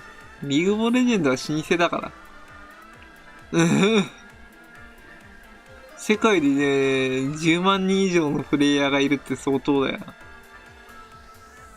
e スポーツの選手たちそれの上ぐらいに行ってるんだから。モバイルオブレジェンドは、俺も得意だけど。リーグオブレジェンドはタッチパネルだやから。そのうち e スポーツもオリンピック競技になるんでしょうか。あ、バッハはやる気でいるらしいけどな。バッハはやる気でいるけど、やる気満々で日本で e スポーツオリンピック開きませんかみたいなこと言って日本にすり寄ってたけどな。あ、バッハ言ってたよ。でもなんかね、日本のね、X にね、その情報が載った時にもうオリンピックは勘弁してくれってね、言ってたよ。そう。日本で開催するのはもう勘弁してくれって、もう金ないから勘弁してくれって。で、なんか大炎上してたけどね。なんで日本でやらなきゃいけないんでしょうかとかいうコメントがいっぱいされてたけど。結局はマネーじゃないですかとか言ってんのね。あ、面白かったよ。結局はマネーじゃないですか。まあ日本がゲーム、だって別に日本は e スポーツ先進国でもないし、まあゲーム産業は強いのは確かかもしんないけど、ね、別に e スポーツ強い国ではないから、日本でやらなくてもアメリカなりさ、韓国なりさ、あるじゃないのよと思うけどね。中国は強いけど、国の内情的に難しいかもしんないよ。お金かけないでオンラインでやってりゃいいんだよ。e スポーツなんだったら。あ、それが一番いいよね。会場の設営して、あとはオンライン試合にしとけば問題なし。そしたら経費は削減できるだろ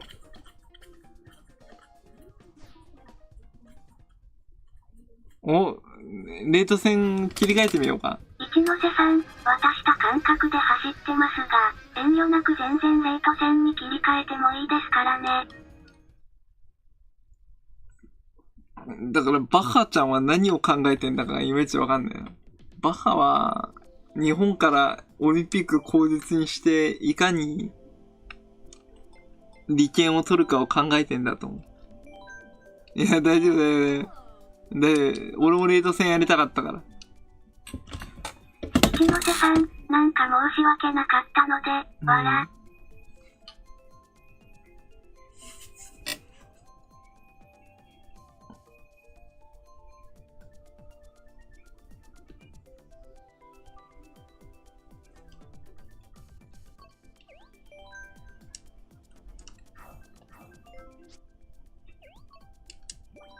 お、そちらに合流する感じでいきますね。お待ちしておりますね。そちらに合流する感じでいきますね。どうぞ。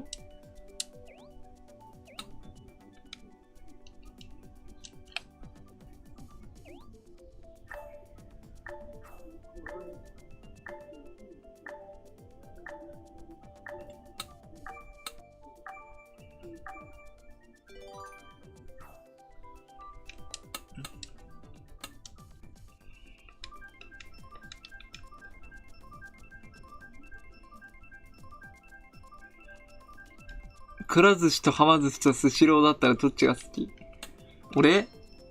俺は、スシロー行ったことないからはま寿司やな。くら寿司はね、美味しいんだけどね、シャリが甘いんだよな。甘酸っぱいんだよな。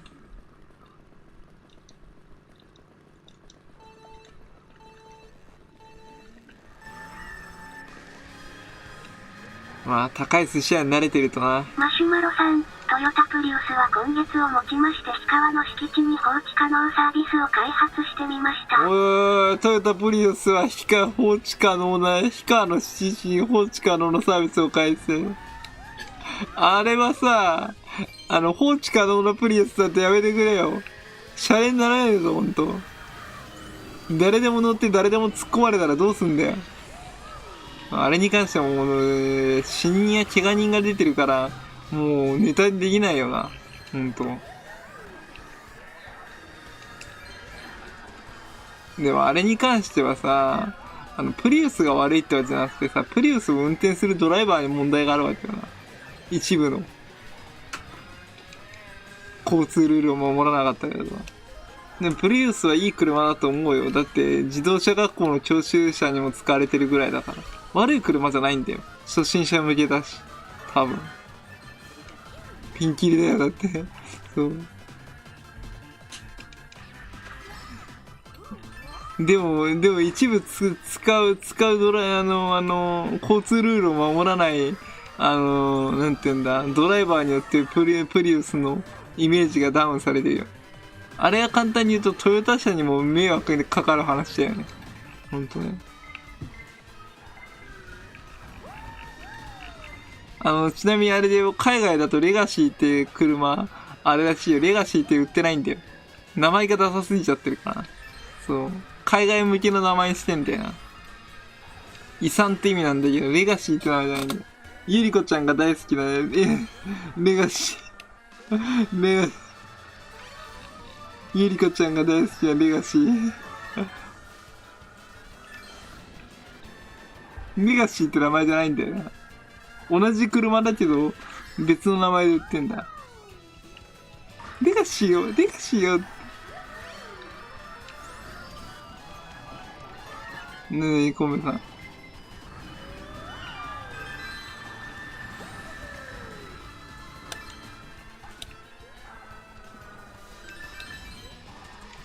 次、トライアルチャンバー行って。トライアルチャンバー。トライアルチャンバー行きたいね。覚えといたか。ありがとう。用意してくれてありがとう。場所覚えといたから。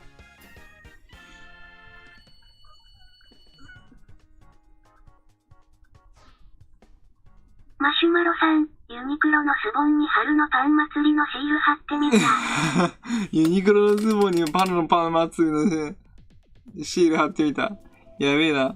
ユニクロのズボンにパン祭りのシール貼っても応募当たらないと思うよ。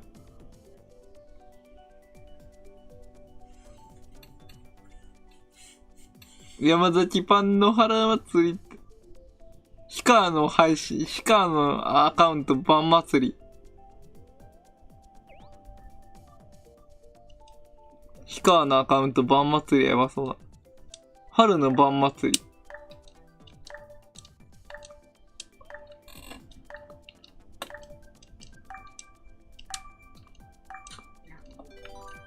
密です、密です、密ですって。大変密になっております。密です、密です。だよな。可愛い私を見てね。可愛いでしょ？なんか熱くなってっちゃったねって。熱いね。熱くなってっちゃったね。うん。もうついていけないわ。もうついていけないわ。ついていけないか、ちょっとね。ちょっと今日は、コンブさん、ドッキリのネタねこれ。ドッキリのネタかやばいな。俺についてこいって。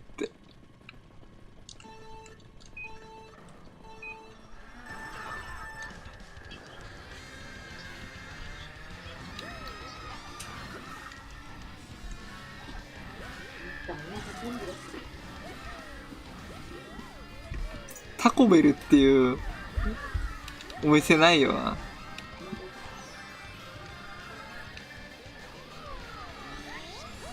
タコベル行ってみたいんだよな。抜けると思った。コンブさん、わしが抜けると思ったのか？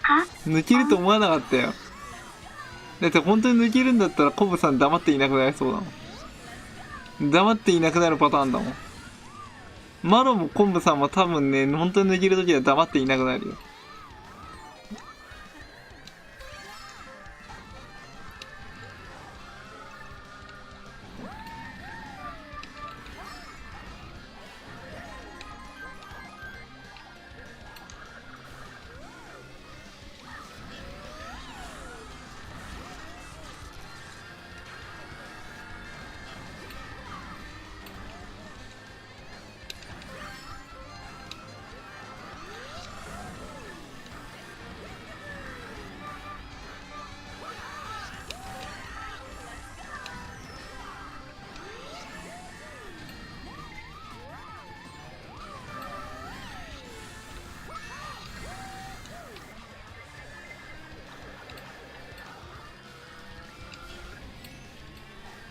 だと思うけどな。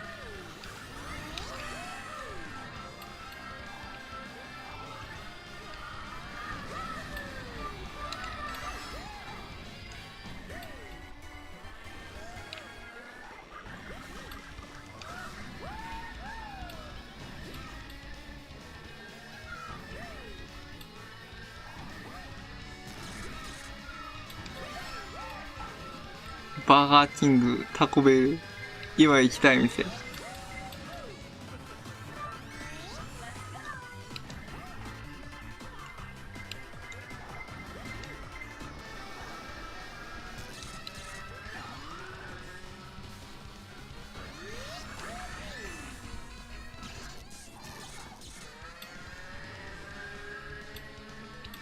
マシュマロさん、本当やな。君リメイクはよ出せ。リメイク出さないよな。なんでなんだろう。プニプニの開発に忙しいから出さないの。マシュマロさん、1出して終わりなわけないだろうな。3も出すと思うよ。コムさんおやすみ。おやすみ。多分3も出すと思う。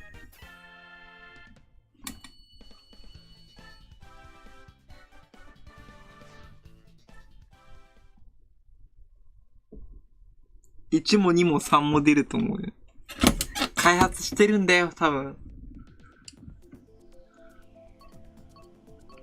完全新作が出てほしいかな。一ノ瀬さん、コンブさんお疲れ様です。もうリメイクとかじゃなくて、時代は完全新作なんですよって、妖怪ウォッチの。リメイクとかじゃなくて完全新作なんですよって。ハスフネ議員が言いそうだな。今議員じゃねえけど。ハスフネ元議員が言いそうやな。うん。ハスフナ方が言いそう。リメイクとかじゃなくて、時代は、最新作なんですよって。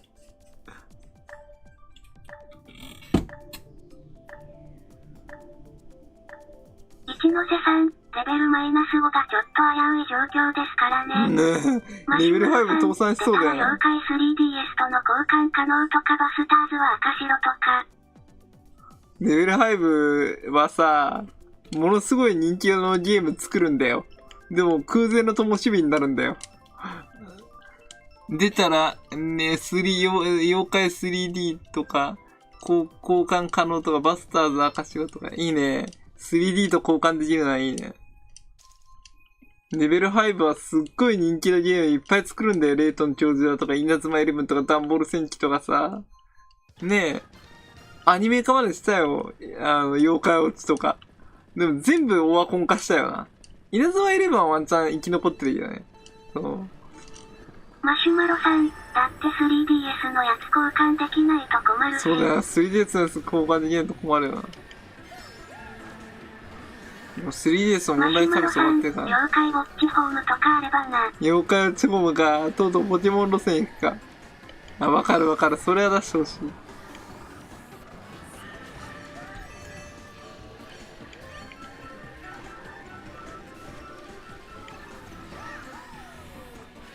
そう。一ノ瀬さん、一発芸人みたいな言われ方してますからね。持続がしないってよく言われてますし。持続しないんだよ。ほんと一発屋芸人なんだよ、あそこ。ぶっちゃけのこと言うと、レベル5は、だって、ヒノシンが言ってんじゃん、ヒノさんが。レベル5のさ、ゲームプロデューサー兼クリエイターのさ、ヒノさんが言うにはさ、面白いゲームを作ってない、売れるゲームを作ってる。捕まえた妖怪保管してそれを移動したりできたりしないと。妖怪ホームか、ポケモンホームみたいな。売れるゲームを作ってるんだって。面白いゲームを作ってるんじゃないって。だから面白いゲームを作ってないから、売れるゲームを作ってるっていう路線目線だから結果的に長続きしない可能性はありそう。それなんだよ、本質的には多分。ヒノシンが言うに。売れるゲームを作ってるんだ。まあそれはね、売れるゲームを作らないとね、間違ってはいないよね。儲からないもんな。でも面白いゲームを作らないと売れないっていうのを理解してないというね。だから、改善ができてないんでね。ポケモンがあえて26年間ぐらい愛されてるのは、改善の、あと新作要素の、積み重ねで成り立ってるから。マシュマロさん、だって妖怪ウォッチさん図鑑コンプ寸前なんだよ。図鑑コンプ寸前なんだね。妖怪ウォッチさん。じゃあ、そしたら、移動できたらいいね。ヒノセさん、ヒノシンの言葉はよくわかりますね。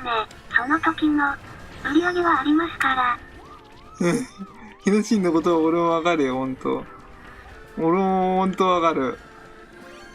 その時の売り上げね、ほんとね。でも、その後の売り上げが半端なく落ちるんだよ、あそこの会社。だから、彼は間違ったことは言ってないよね、ほんと。でも、客離れが多いんだよ。ほんと。言ってしまうと。それゆえに客離れが多いというのがあの会社の、デメリットかなってところだよね。一時的に客は圧倒的についていくけど、長くリピートしてくれる客が少ないって。今の非カー付き配信に近いようなものを感じるよね。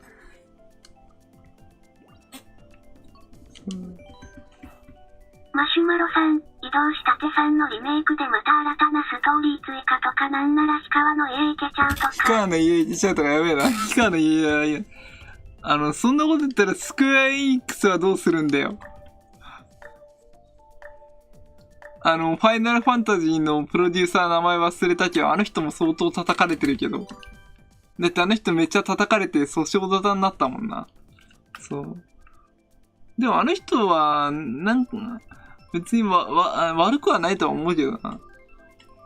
まあ、スクエアエニックスに関してはドラクエとファイナルファンタジーがあるからまだ生き残ってるでしょ。まああれはオンラインゲームで儲けてるっていうのはあるよな。ドラクエオンラインにしても、FF のオンラインにしても。それがなくなったら多分あそこは終わっちゃうかもしれない。でもゲーム実況に寛容的じゃないのかな。俺はちょっと、スクエアエニックスでスクエアが衰退した、原因だと思う。ゲーム実況に寛容的じゃない。まあね、ネタバレしちゃうのはね、仕方ない。ネタバレしちゃって客はゲーム実況だけで済んで、ソフト買わない人が増えちゃうっていうのはあるかもしれないけどね。それは十分わかるんだよ。でも逆に逆にネタバレしてもいいからどんどん実況してくださいって言って、反映したマイクラだとか、スイカゲームとかを見たら、ワンチャン実況者を味方につけた方がいいんじゃないかって思うところあるよね。少なからず俺たちは売り上げに貢献してる可能性がある。了解メダルリメイクするので早くゲームをリメイクしろ。了解メダル、今時需要ないかもしれないから、データにしてほしいね。まあ、未だに、だから、実況者を味方にすればワンチャン、スクエアエニックスは衰退辿らないかもしれない。ゲーム実況拡大路線だろ。でも難しいだろうな。エニックス社とスクエア社は別の会社だったから、昔。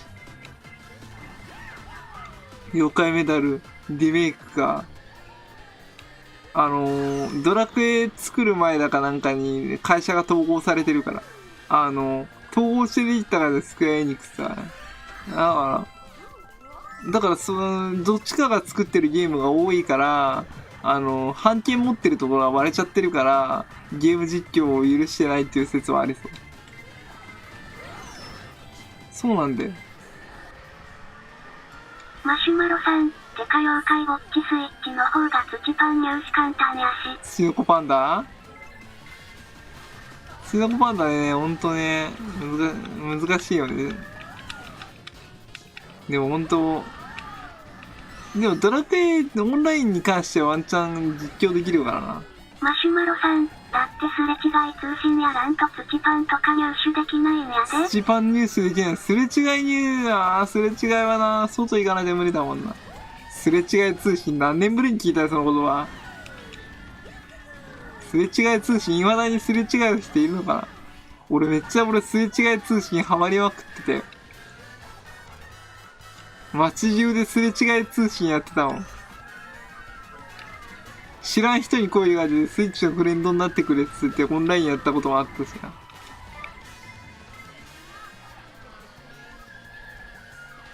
一種の SNS だったんだよな。マシュマロさん、すれ違い通信とか引きこもり勢は無理やん。引きこもり勢無理だよ。逆にすれ違い通信を目的に引きこもりを出したっていう人もいるらしいけどな。ポケモン GO を目的に引きこもりを出して、外で活動するようになったっていう男の人がいたって話は有名がある。家でポケモンで引きこもってたけど、ポケモン GO が出て、外に出て、いろんなところ旅するようになって、人との交流が芽生えて、新しく、仕事を始めたっていう人がいたらしいけどね。ポケモン GO が出なかったらずっと俺は、引きこもってたっていう人いたらしいよ。ある意味そういう面では、ああいう位置情報系のゲームは、そういう家で引きこもってゲームやってる人とかを外に、促してくれるツールなのかもしれないよね。それを目的に外出るかもしれないから。まあ、一種のゲームはコミュニケーションツールだっていうのは、ワンチャンわかるかもしれない。それより妖怪ホーム出せ。妖怪ホーム出せ。だからゲームは多分コミュニケーションツールなんでしょうね、多分きっとね。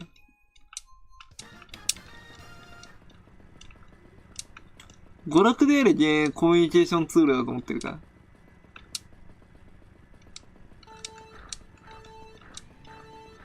今の状況だとコミュニケーションツールの要素は強いかもしれない。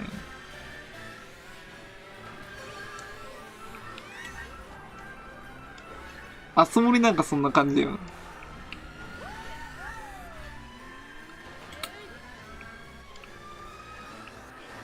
妖怪ホーム出してほしいよな。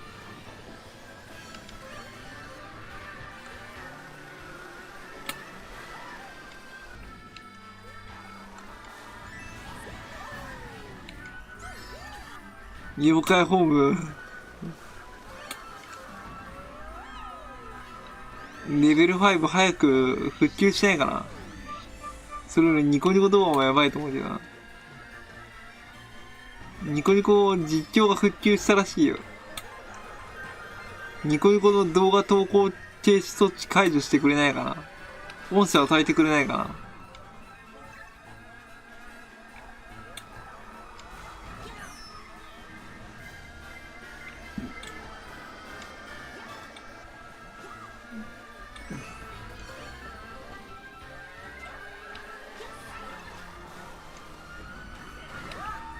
マシュマロさんはマジでお世話になったね。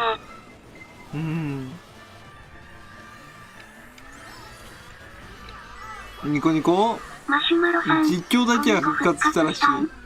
実況だけは復活したけど、まだ復旧は難しいらしい。実況だけは生放送、実況は復活したって話が出てたよ。ニコニコ実況っていうサービスだけはね、復帰したんだって。相当やられたよな、そこな。動画とかも残らないかもしんないな。でも俺の黒歴史動画が転載されてるからワンチャン、その黒歴史動画のデータがなくなることを願ってるよな。あとの千本桜だとか野獣先輩だとか消えるのは悲しいけど。視聴はね、まだ難しいらしい。ニコニコの視聴はまだいけないらしい。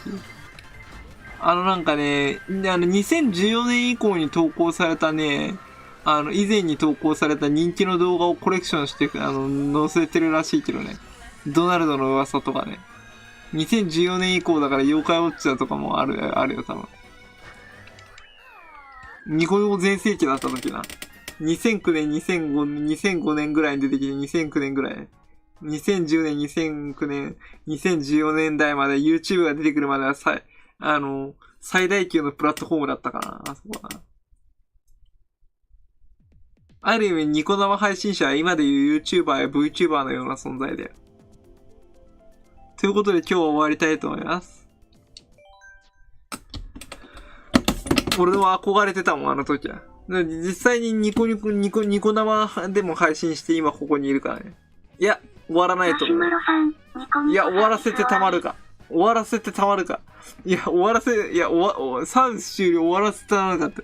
俺たちのふるさとをなくすつもりかって。配信お疲れ様でした。お疲れ様です、一ノ瀬さん。いや、皆さんお疲れ様でした。ニコニコ終わらせてたまるかって。絶対終わらせてたまらんよ。意地でもニコニコのエンジニアたちに、俺は願ってるよ。YouTube なんぞに負けるなって。てか言って YouTube で配信してるけどな。だってニコニコはだって角川だよ。日本の会社だよ。応援したくなるでしょ。同じ日本人として。ねえ、外資系じゃないんだもん。生粋の日系企業だよ。ニコニコ2出してほしいよ。ニコニコにとか。ニコニコさんとかね。いやー、外資系じゃないっていうのは本当ね、誇りだと思う。マシュマロさん、ニコニコさんとか。ニコニコさんとかね。やばいな。ニコニコ1出たら、2ぐらいだな。まあ、ということでね、マシュマロさんと一ノ瀬さん、ご視聴いただきご参加いただきありがとうございました。この動画が良いねと思った方はチャンネル登録と高評価よろしくお願いします。いや、ニコニコ動画復活を願っております。ご視聴ありがとうございました。お疲れ様です。またチャンネル登録と高評価よろしくお願いします。いや、ニコニコ動画復活を願っております。ご視聴ありがとうございました。お疲れ様です。またチャンネル登録と高評価よろしくお願いします。わかるよ。いや、ニコニコ動画復活。マロはニコニコ配信者だもんな。ニコニコはやってるのわかるやろ。わかるよ。俺フォローしてるもん、ニコニコ。でもニコニコ俺出入り禁止になってんだよ。動画投稿できなくなってんだよ。